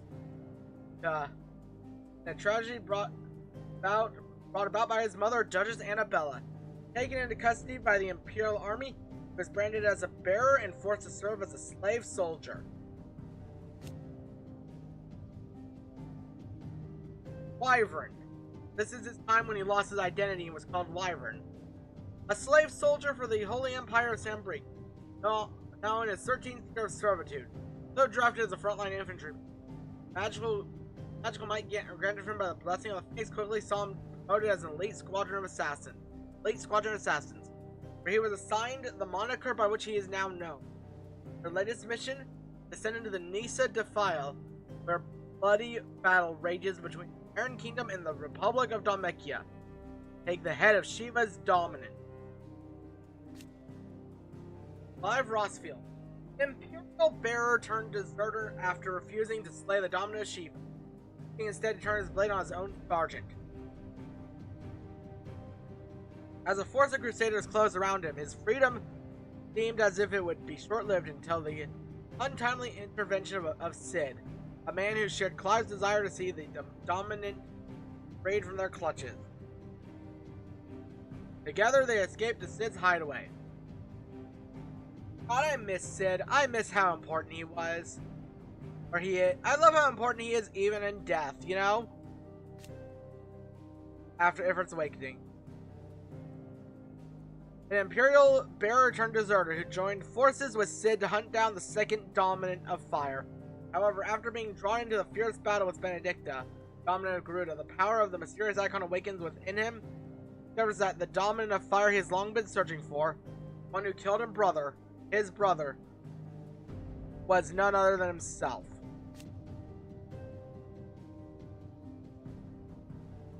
And Clive, after getting his drip, an Imperial bearer turned deserter, he and his childhood friend Jill journeyed to their homeland of Rosaria to learn the truth of the events that shaped their histories. Their path takes them down the village, takes them to the village of Eastpool, where they meet with Hannah Murdoch, wife of the late Lord Commander. He presents Clive with a set of clothes that once belonged to his father.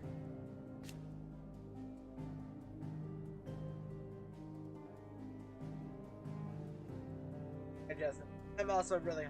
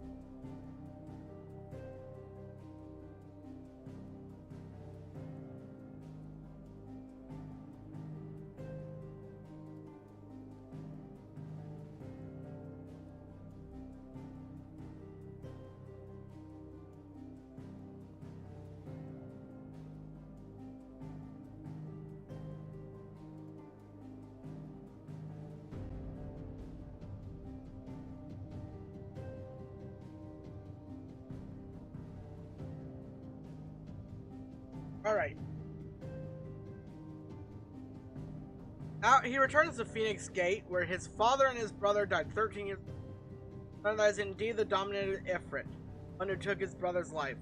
Anxious to atone for his crimes, filled with righteous anger after winning the massacre at East, pledges himself to Sid's cause to free all of Valisthea from its bonds.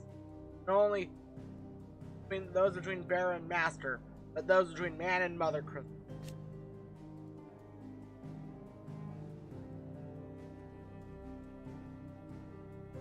An Imperial bearer turned ally of Sid the Outlaw. Truth, however, and this is 5 years later, where we're at right now, is something much more. Not only the firstborn of the Archduke of Rosaria, also the dominant of fire, with the ability to absorb powers of other icons. 5 years since the fall of Drake's head and the death of his mentor, he and Jill have strived to continue Sid's legacy. The light of Ramuh forever in his heart. At the new hideaway. After Sid fell and his hideaway was reduced to rubble by the hands of Hugo Kupka, Clive took on both his predecessor's name and role, becoming the second Sid the Outlaw and the leader of the re-established resistance. Together with the other survivors and their new recruits, he continues Sid's mission to emancipate the bearers and rid the realm of the Mother Crystal. As Mythos, dominant of the second icon of fire, Ifrit. Like the other dominants, Clive has a curious power to absorb icons from the host and wield their strength as his own. The being known as Ultima appears to crave the same power, identifying Clive as Mythos, a vessel for power unlimited. However, Clive refuses to surrender to Ultima's will, making of this godlike being another enemy in his fight to build a world where people can live on their own terms.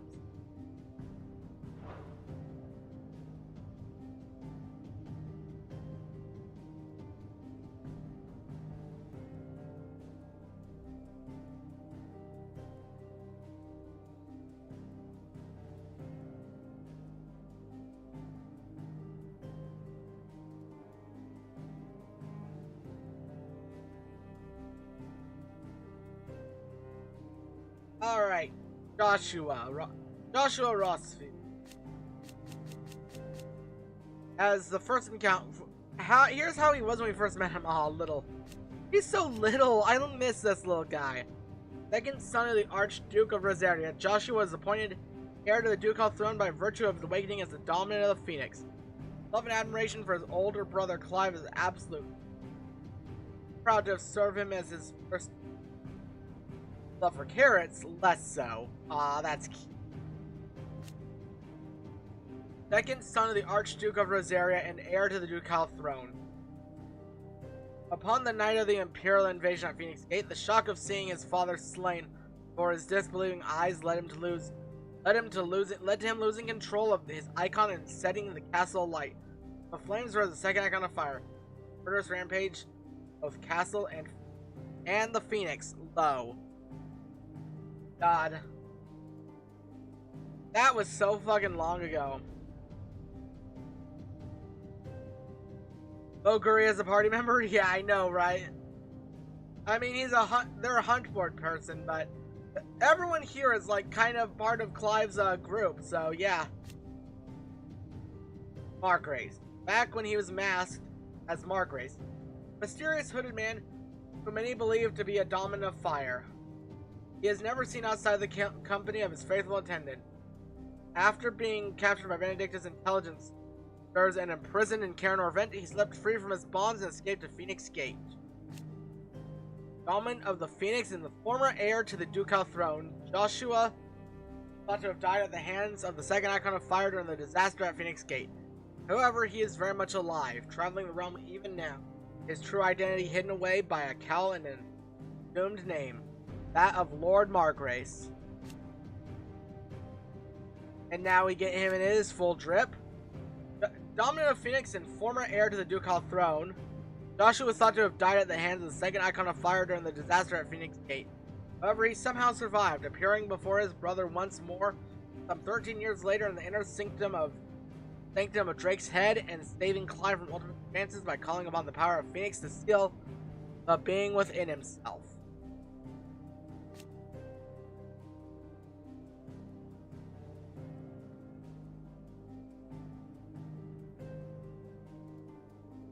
Though he and Clive trod their separate paths for many years, the brothers were finally united amid the ruins of the Crystalline Dominion. Domino the Phoenix, a younger brother of Clive. After surviving the disaster at Phoenix Gate, he devoted himself to uncovering the truth behind the emergence of the second icon of fire.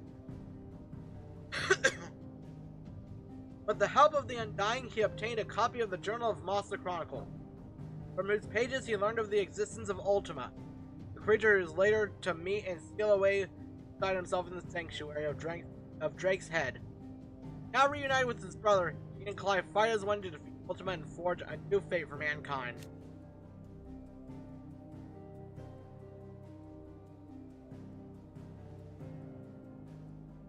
His researches into Ultima culminate in the revelation of the creature's truest form.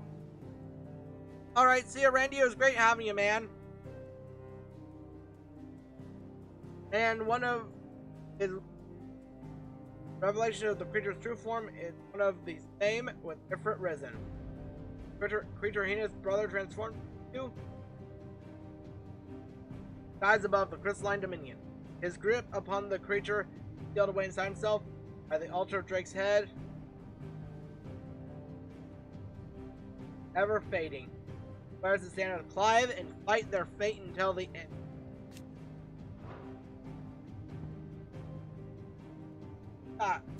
A lot of people to look into, actually. So this might be the. Actually, let's go with the lay of the land. I don't want to waste too much time on just the people, because we've all seen their stories by now.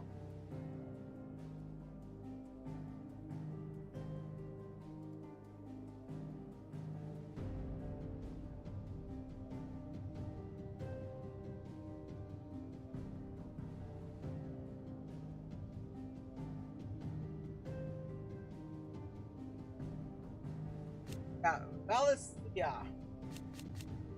The basic information of Valisthea goes as such: a realm comprising the continents of storm and ash, over which the mother crystals stand timeless vigil.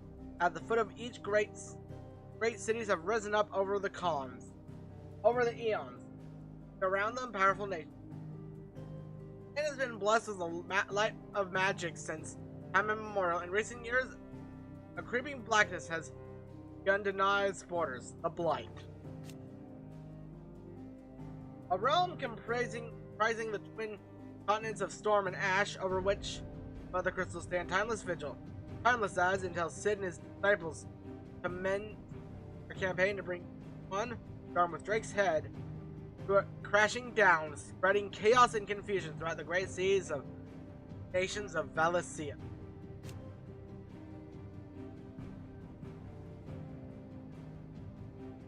No omened clouds summoned by Ultima gathered over Valisthea. Delicate balance governing the magic-yielding power of Aether was finally shattered. The realm was forever changed. Countless eons ago, Ultima arrived here, fleeing the blight that devoured his own homeland, resolved to build the world and usher in a new and final age of pure reason. It was he who placed the mother crystals in each corner of the land that they might harvest the Aether he needed to achieve this end. So yeah, Ultima settled here in Valisthea and made the people rely on the crystals, rely on everything, so that he have the people their ultimate way, have it under his control.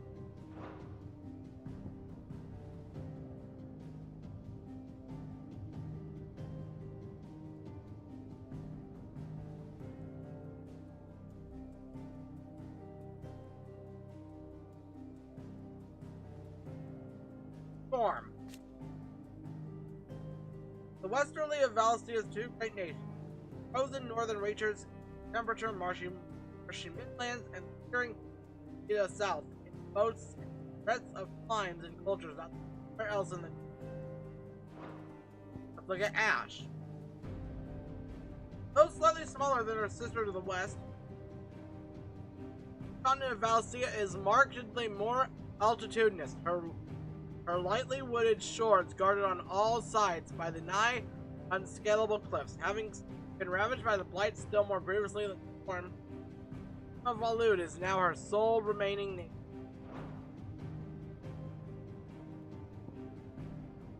And, oh, Benyamir. Let's look at Benyamir. The lake in the blighted lands to the south of the former Grand Duchy Rosaria, named for the dragon that some say created the basin which fell from the skies. Fallen airships dot its expansive waters like forgotten cenotaphs, leading to liken it to a graveyard. Its remote location, far from any trade route and made deep inside the Deadlands, made an obvious choice for Clive when faced with rebuilding legacy. The Cursebreakers. Alright. Now let's look over the Cursebreakers a little. Basic information.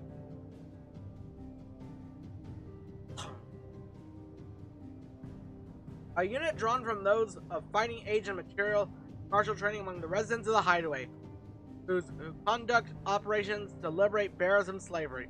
Beginning as a loose collection of like-minded individuals in its Hideaway who chose for themselves of their bearer brands so they might serve the cause out in the field, the Order has greatly expanded both its ranks and its operations moved to Benyamir, all under on his watchful eye. A unit drawn from those fighting age. While Otto manages their day-to-day activities, day-to-day operations are led by Doris and Cole. Potential new recruits must undergo rigorous training and pass an induction test before joining the Cursebreakers rank. Racing the fall. Let's look at the Providence of Rosaria. Let's see the Fool. We're gonna start with what we basically know of the place. A nation occupying the western reaches of the continent of Storm, with Rosalith as its capital. Rosaria was originally formed from a collection of smaller dominions, all of which now stand united under the banner of Archduke Elwyn Rosfield. Not possessing a mother crystal of its own, the duchy has been locked in bitter conflict with the parent kingdom of a possession of Drake's Breath, lies still further west in the midst of the boiling sea.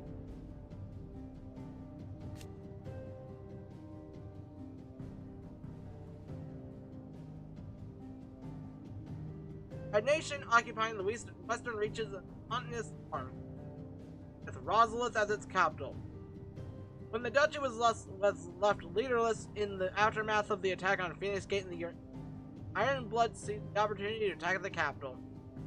Their campaign did not last long, however, as the Holy Empire of Sanbreque returned in full force to take its own claim, leaving the once proud duchy no choice but to submit and become an imperial vassal state.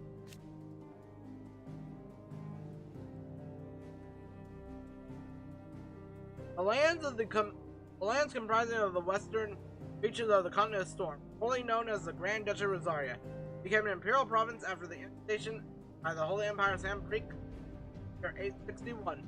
Annabella Lesage, once Duchess of Rosaria and now Empress of Sanbreque, was granted stewardship of her former home, title of Vicereign, a role she embraces with a sadistic relish, matching a regime of crippling taxation and constant surveillance, along with a renewed persecution of population.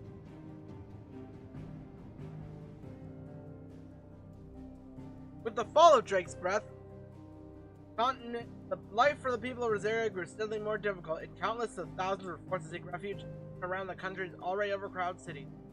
Then in 878, Hugo's forces invaded, piling further misery on the downtrodden populace, but loosening the Empire's grip somewhat in the process. While Rosaria has been a vassal state of the Empire for nigh on 2 decades, the uprising and instead led by Prince Dion Lesage and his other dragoons, the subsequent death of both Holy Emperor and Empress in the year 878 has left Sanbreque with barely the wherewithal to rule itself, rendering the erstwhile dukedom a subject of the Empire in name and little else. Alright, so Laria's now got independence, which is pretty fucking awesome.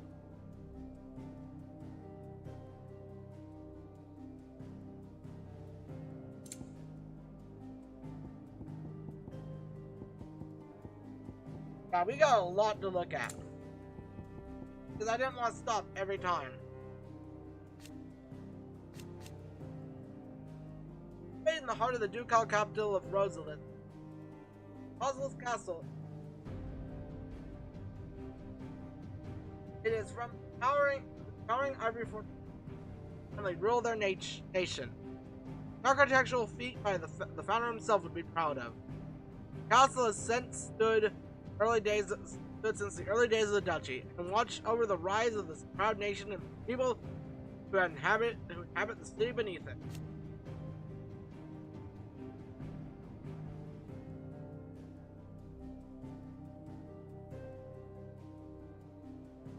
A well-armed Sambrequois garrison has been stationed here since 860, when the duchy was annexed by the Empire following the tragedy at Phoenix Gate, subsequent invasion by the Iron Crusade.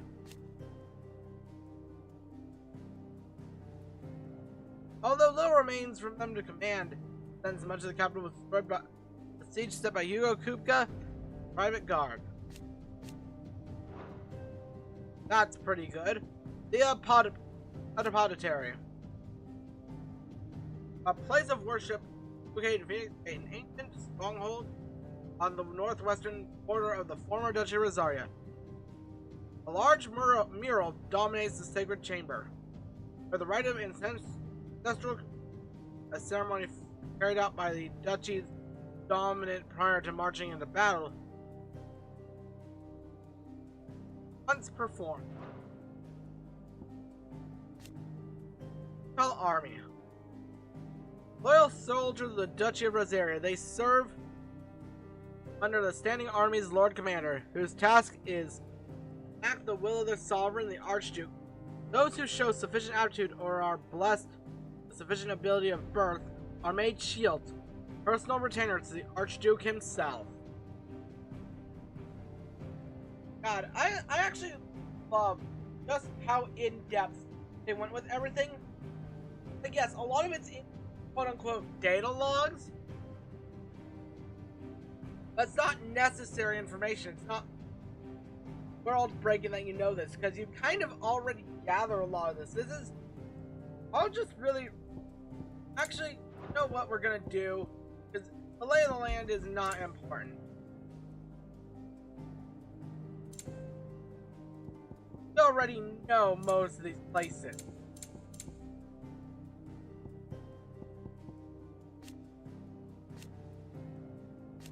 And yeah.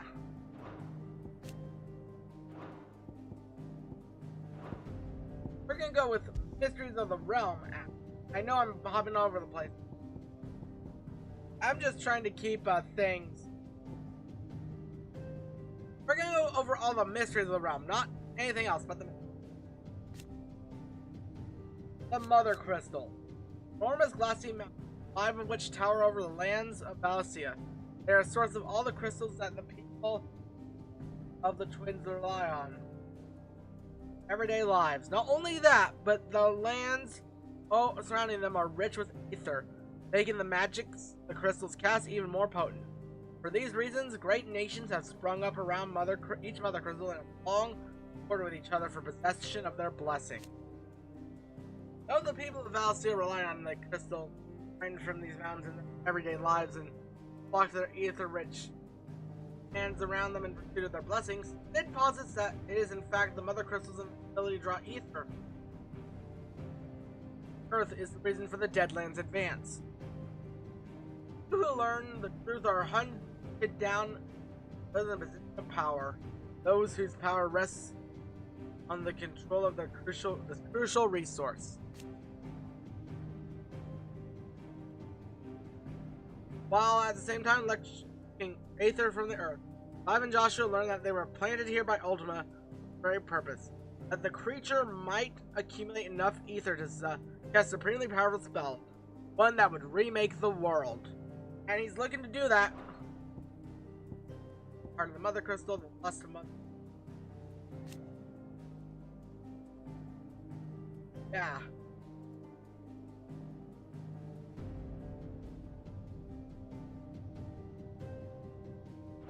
So, okay, so those aren't...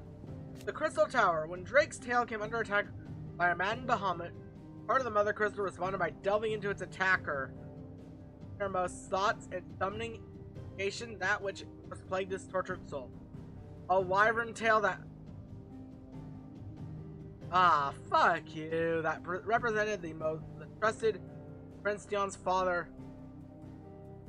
Prince Dion's father placed in him and his duty. That's fucked up. The crystal flower is a bitch.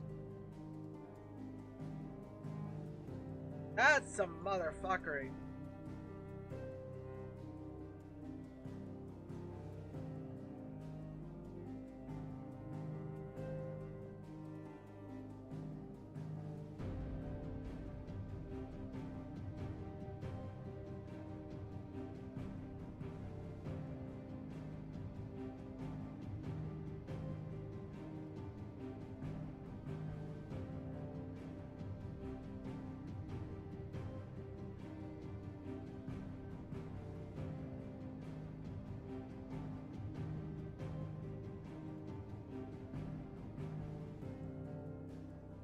Alright, so that's some fuckery. So that's what that shape was supposed to be. The Deadland. Barren waste bereft of aether, but no life stirs and magic is all but unused. Here both earth and water are stained black. Any seed from quickening. In recent years the blight has spread over more widely, displacing whole nations before it, driving once people fauna to violent desperation. Hey, it's no worry. It's all good. Leaving silent devastation in its wake. I'm just reading the mysteries of the realm because I'm not gonna read all the character bios. We know the character bios for the part. Barren waste where the aether had dried up entirely and no longer gives land to the lifeland. Not only does this render magic all but unusable, but the ground and water also stained darkest black. Not even the smallest seedlings grow. Little to the knowledge of most Valistheans, the spraying blight is in fact driven by the mother crystals, draining the land's aether to ultimate ends. Now the beings flew to Valisthea to escape the blight, while reused magic by human civilizations followed, only succeeding in spoiling last unblemished land. Let's look at the crystal. One of the most valuable resources known to mankind. Thanks to its ability to channel aether from the air, allowing those attacks without an innate power to do so. Those without an innate power to do cast magics. And as most Valistheans cannot live without magic, its supply and distribution is heavily regulated by governments across the Twins. Given shard can only channel a certain amount of aether before it shatters, so the need for new mother crystals is incessant.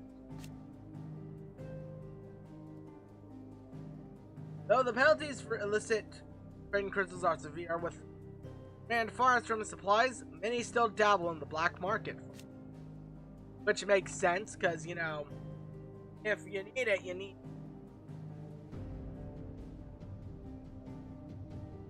After Ultima cast Primogenesis and the skies over Valisthea darkened, many of the municipal crystals that fired forges and filled wells began to fail. In certain areas, even those rationed shards people relied on for their everyday life all but unlivable.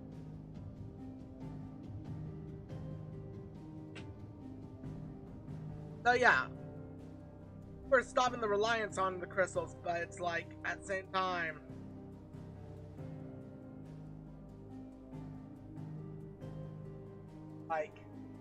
like yeah, we made life unlivable, but it's also for the best at the same time in some fucked up way. Like, okay, yes, it's like the Mako reactors in FF7, where it's like, okay, it's gonna improve the planet, it's gonna improve our quality of life in the long run, but in the short run, you can only see the hell that's gonna happen. Crystal ration. Part of the crystal small enough to be held within it, to allow those who are not born bearers to cast magics. Nations of the Twins, these such shards, mined from mother crystals and distributed to the populace. Not every man and woman of good character, bearers, criminals, and other undesirables included, I enjoy the gift of magic. It is common for people to keep them about their person in a protective case. Large shards of crystal that are entrusted to towns and cities across Valisthea in order to serve the populace. Where those shards rationed out, individuals might suffice to fill a cup or light an oven. Municipal shards fill wells, fire forges, and light the streets of the great cities of the Twin. Aether, a life force of the land and source of all magic. The amount of aether a spell consumes depends on its strength. Those manifesting more potent forces over a wider area, coming at a great cost. Larger crystals can channel more aether, and smaller ones thus can be used to cast more powerful magics. You might use a small rationed crystal to grill fish, require a large municipal crystal, fire, blacksmith.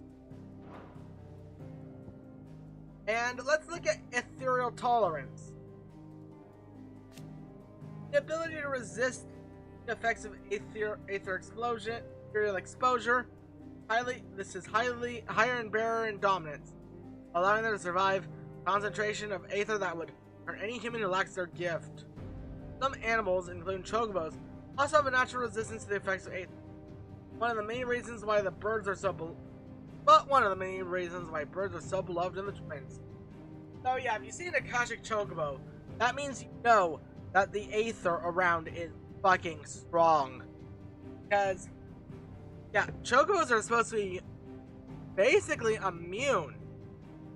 But if you see one around, that shit's kind of fucky.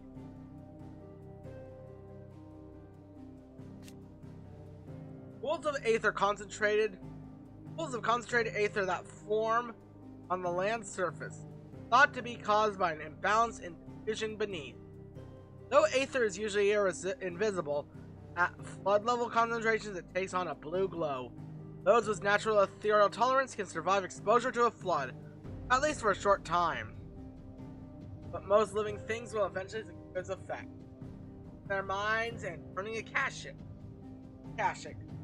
Which we've been seeing all over the world in this game because, yeah, everything's turned Akashic. Whether it's people, whether it's monsters, like almost everything has fallen to the Akashic ether flow. All thanks to Ultima. Magic. Basic information on magic. Started channeling aether, make one's imagination.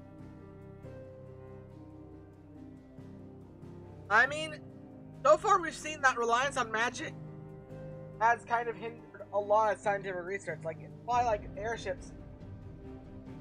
It's why it's impossible to make an airship now, because we only know how to do it with magic.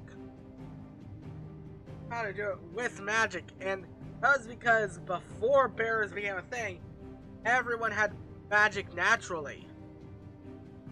Or bearers had the curse of the magic on them. And take the aspect of one of the 8 elements: fire, water, wind, earth, ice, thunder, light, and dark. Rarely be unaspected. While bearers and dominants can cast spells at will, others require a crystal. Magic is part of everyday life for the people of Valisthea, making it all but unlivable. They're deprived of its gift. Part of channeling aether is to make one's imagination manifest. Bearers and dominants cast magic without crystal. This comes at a cost relative to the amount of aether channeled. Crystal's curse that petrifies their flesh. For this reason, Ultima's corporeal form prevents him from casting the supremely powerful spell which he means to remake the world. So he seeks a vessel strong enough and the torrents of aether required. So, yeah, so since, and Clive is the bear he needs. Ifrit's power is to absorb other icons.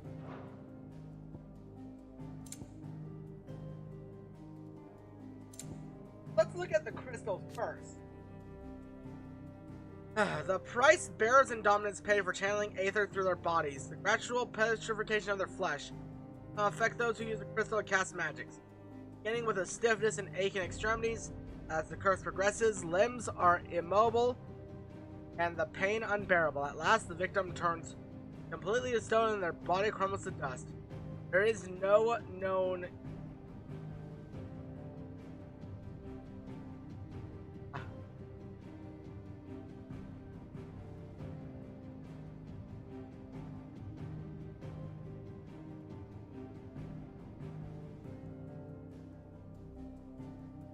Yeah, Chris is fucked up. Last-time wall. A vast ethereal dome created by King Barnabas Barb, using the powers of the Icon Oath, is not only capable of repelling assaults both corporeal and magical, but will also consume any who might endeavor passage across its bounds. Spanning from the mining settlement of Isla, south in Briggs Calm in the north, the barrier effectively blocks any approach to the Waluder capital of Stonehair for hundreds of leagues. We already know what a first shield is. We already know what the blessing of the Phoenix is.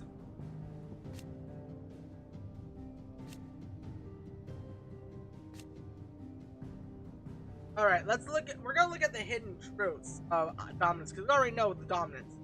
Those whom sleeps power of an icon. The dominants are but a stepping stone in the creation of Ultima's perfect vessel, ethos.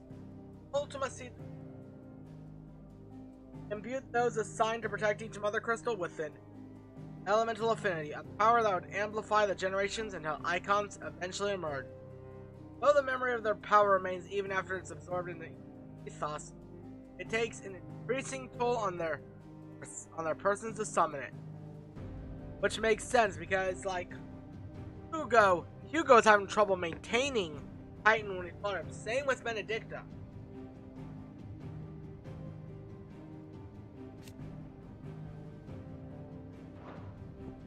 Icon hidden truth. The other aspects of Ultra's power given flesh by human hosts. It is the two Wardens of Fire, Phoenix and Inferno, who together comprise this perfect form. Icons of lesser elements are serving as sacrifices to Mythos' altar in order to test and bolster the vessel's strength. Priming. So we already know about that. Semi-prime, we already know about that. We know what a bearer is. Branded soldier is. The brand removal. We know what the term branded means. The unbranded. Slave masters. We've already learned about liberation. Let's learn about the Fallen's hidden truth. An ancient civilization that thrived some thousands of years before present day. No direct records of the Fallen remain. Early legends in the modern corpus speak of them as the men of Mene Magic, pinnacle of whose magical technology was the airship, enormous cities that soared through the skies. Comparisons of the ruins of these airships and other structures connected to Ultima reveal marked differences, suggesting the former is but a copy of the latter. Alas, their pursuit of Ultima's most closely guarded secret led to their downfall. When they sent their fleet against Zemeckis, he ushered in the tragedy that saw their nation collapse. We already learned about the airship. We already learned Ultima Civilization. Oh, we did not learn about this. This ancient civilization of the godlike Ultima Collective. Discovery of magic helped them thrive, but came at a terrible cost, the onset of blight. After their cities fell and their people perished, the survivors fled to the untouched land of Valisthea to lay the groundwork for their future revival. The Apothecary beneath Phoenix Gate and the Tower of Reverie in Walud are both relics of their civilization. Far predate those of the Fallen. Oh.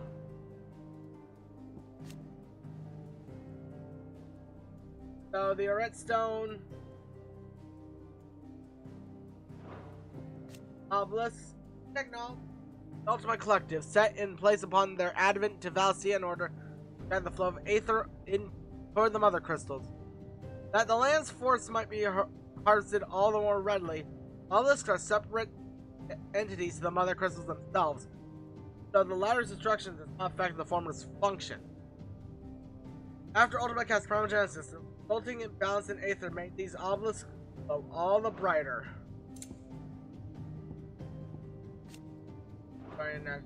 Children of Zemeckis, the tribe who once dwelled the land surrounding the lost mother crystal of Zemeckis.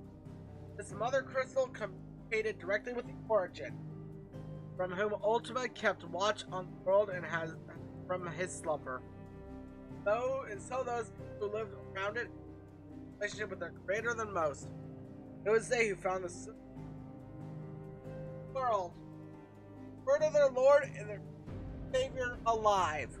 After the tragedy of Zemeckis, the first fall of humanity, a few survivors, children of Zemeckis, fled to their outer continent. They continued to worship their god and await the day when paradise. We already learned about that. The Savior myth. Along with the teaching of the Circle of Malleus is the story that the Almighty delivered unto his children a prophecy of a future salvation, hiding himself away in the heaven. A myth that lived on the many folk religions that would dare supplant it, though long considered to be naught but a legend. It is possible that this reflects a real historical event, Ultimate's final words of humanity before he's entered hibernation deep beneath Valisthea. The remaining sources disagree on Ultimate's precise wordings, but on 4 points they all align: that on some future day in the reckoning, incarnation of the Lord would appear among mankind and remake, that the advent of this incarnation would be heralded by the emergence of several heavy servants of great might, that the Lord's faithful should rally these servants together in order to bring incarnation into being, that for their loyalty they would be rewarded with great gladness. Now the Savior myth is all about Mythos, which we already know about, who is Clive. We already know the whole purpose behind Mythos is to become the vessel of Ultima.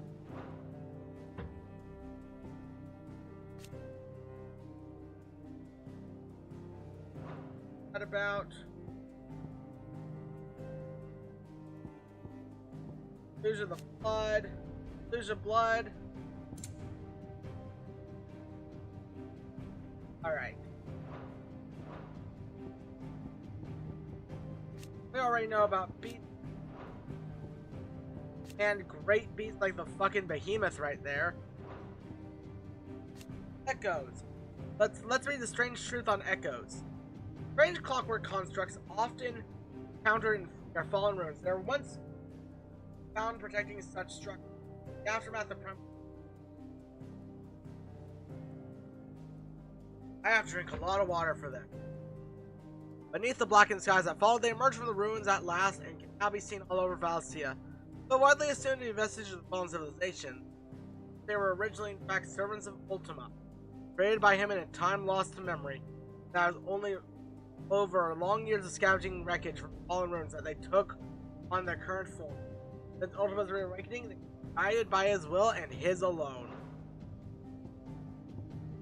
Yes. Dating back quickly, the term Igai.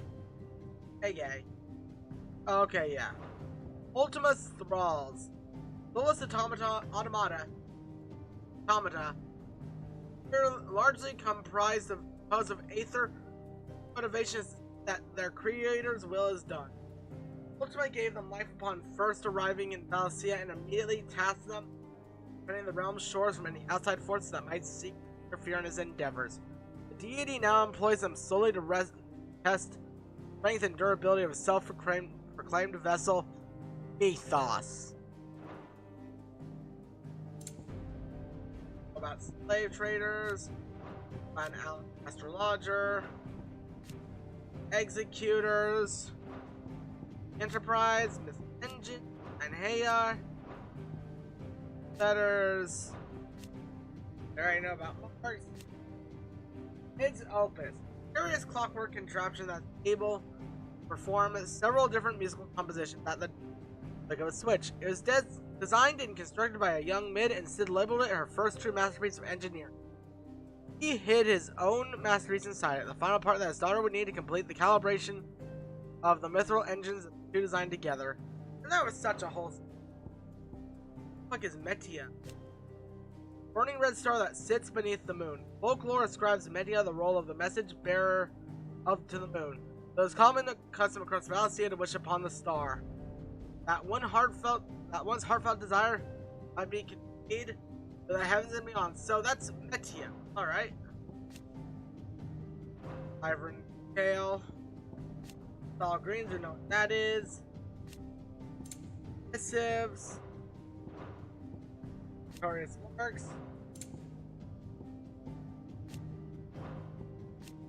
Alright. Botany in the Deadlands. Okay, we already can. So these things are what we truly want to know. These last few things. The Journal of Moss. The Annals of Moss the Chronicler. A scholar of Valisthean history who unearthed many of the buried secrets of Ultima and the Circle of Malleus. Shortly after he encountered young Harpocrates in the Outer Continent and inspired the boy's own pursuit of learning, Moss returned to the twins, where his long years of wandering from ruin to relic in pursuit of the message of Valisthea's past finally drew to a close. Valisthea, a culinary pilgrimage. Ancient recipe book that instructs one how to make some fare in the game realm. Outdated in tongue, which is penned, makes it difficult to divine precisely what beef being proposed for the pot. It was discovered in the shelves by Ivan as he hunted inspiration to expand his culinary repertoire. And he did, summoning forth Chancellor's stew. A piquant, some might say putrid, drag out of scorpion's tails. His flesh was as soft as the silk, the swamps in which they live, and the flavor similarly comparable. The Hideaway's head chef Molly was not to be outdone, however, drawing from the pilgrimage's pages a fried mortress of skyworm, dish consisting of a wyvern's liver and sautéed with Saint's bonnets, was heralded for divorce among those who tasted it. I love that little bit of knowledge that, like, we've got all these old, I love little bits of random knowledge like that are like old history and The Saint in the Sanctuary. A beloved Valisthean fable wherein the good knight Sir Crandall of Camelot, servant of Saint Sybil the Unshod, does battle against the evil warlock Madu. Burr was a favorite of the young Clive Rosfield, and often act out scenes with his uncle, the young knight naturally taking the role of Sir Crandall in his rambustious Uncle Byron, making a convincing Madu. That scene, you know, looking back, that scene was just so wholesome. Like, just seeing Clive and Byron back together again was just great. From a distance. So, a tome that lays bare the very true avarice and vanity of mankind. Upon its publication, the powers that be did everything in their power to inherit once more, along with its author.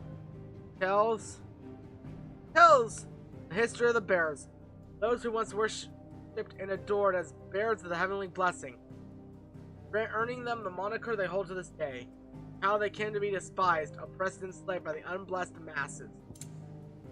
The shadowy executors, any copy that surfaces, in order to protect humanity from the painful knowledge contained within its pages, or so they claim.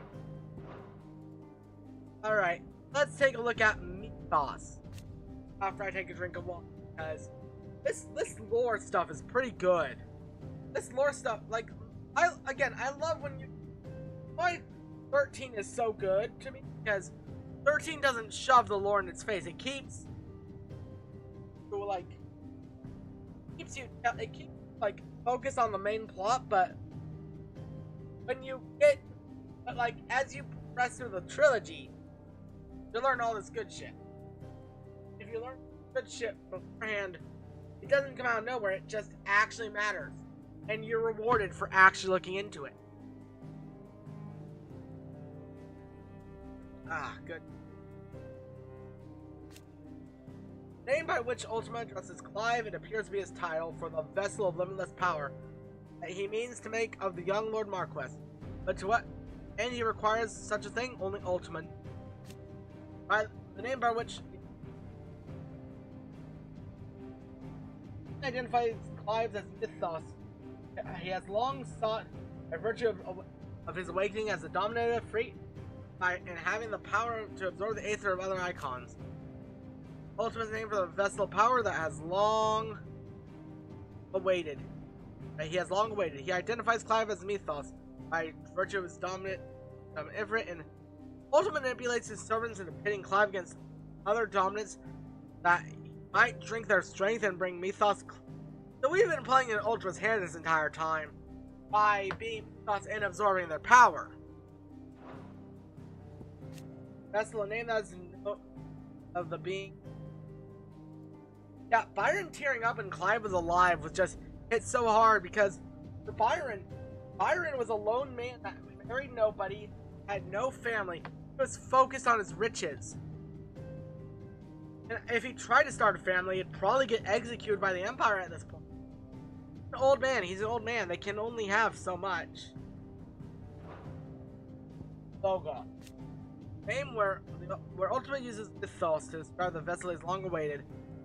One into which he can pour his soul and cast supreme spell. Logos indicates a blasphemed form, a vessel of which the will of another has complete claim, making itself a false god.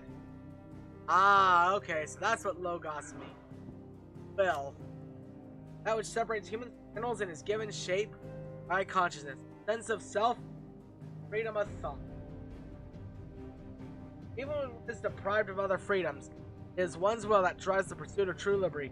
Ultima, however, human will is a sickness that prevents them from taking their proper divine form, that of the Akashic who blindly serve its own purposes. This end he casts Primogenesis, transforming much of humanity into soulless servants. How much of humanity do you guys think is left? Like, I don't think there's much left. I think it's all just in the towns of like 20 people or so at a time. A bond of consciousness. Fellow feeling that binds a person with those they love and who love them. As long as these bonds remain strong, so do depends upon their will.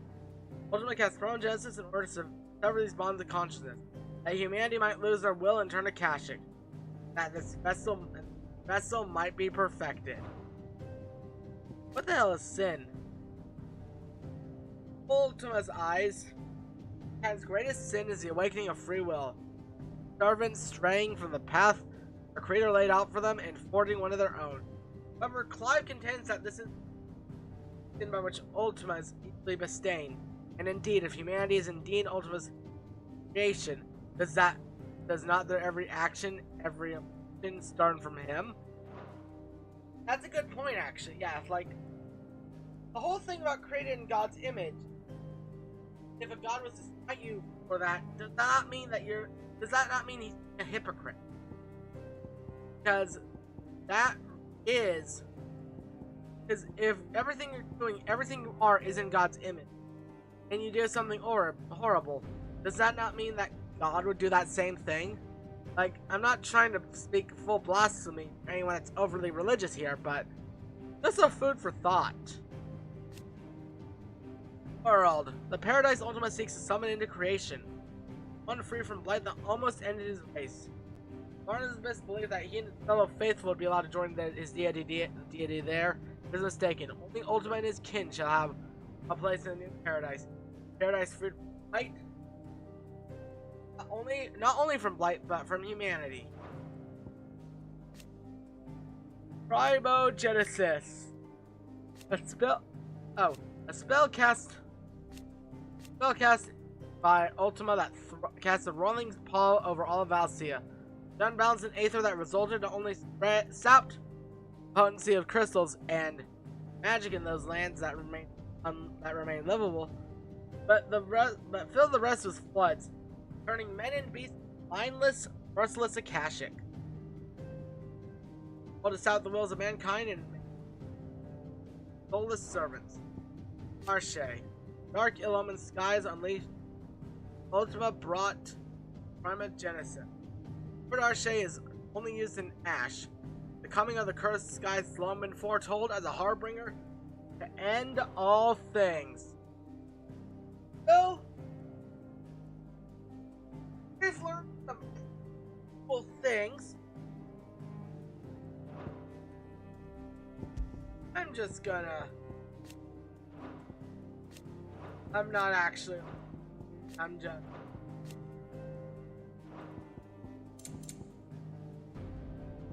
I still love that, like, we get little bits of everything.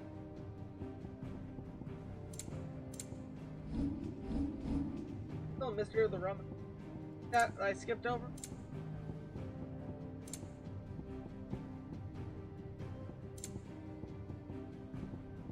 Oh.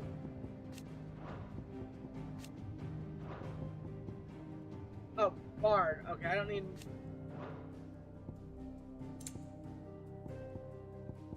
Oh, and the Akashic. I know what the Akashic are.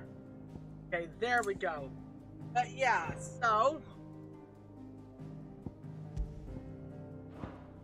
The door either to way, the shelves shall ever be open. This has been... I'm gonna save right here because I'm level 49 now. Yeah, level 49. I'm gonna save. I am gonna see you guys tomorrow for the finale of Final Fantasy XVI. It should not take long. We're already capped level, basically. If we've already killed everything in the game that we need to kill. So, yeah. Thank you all, and have a good night.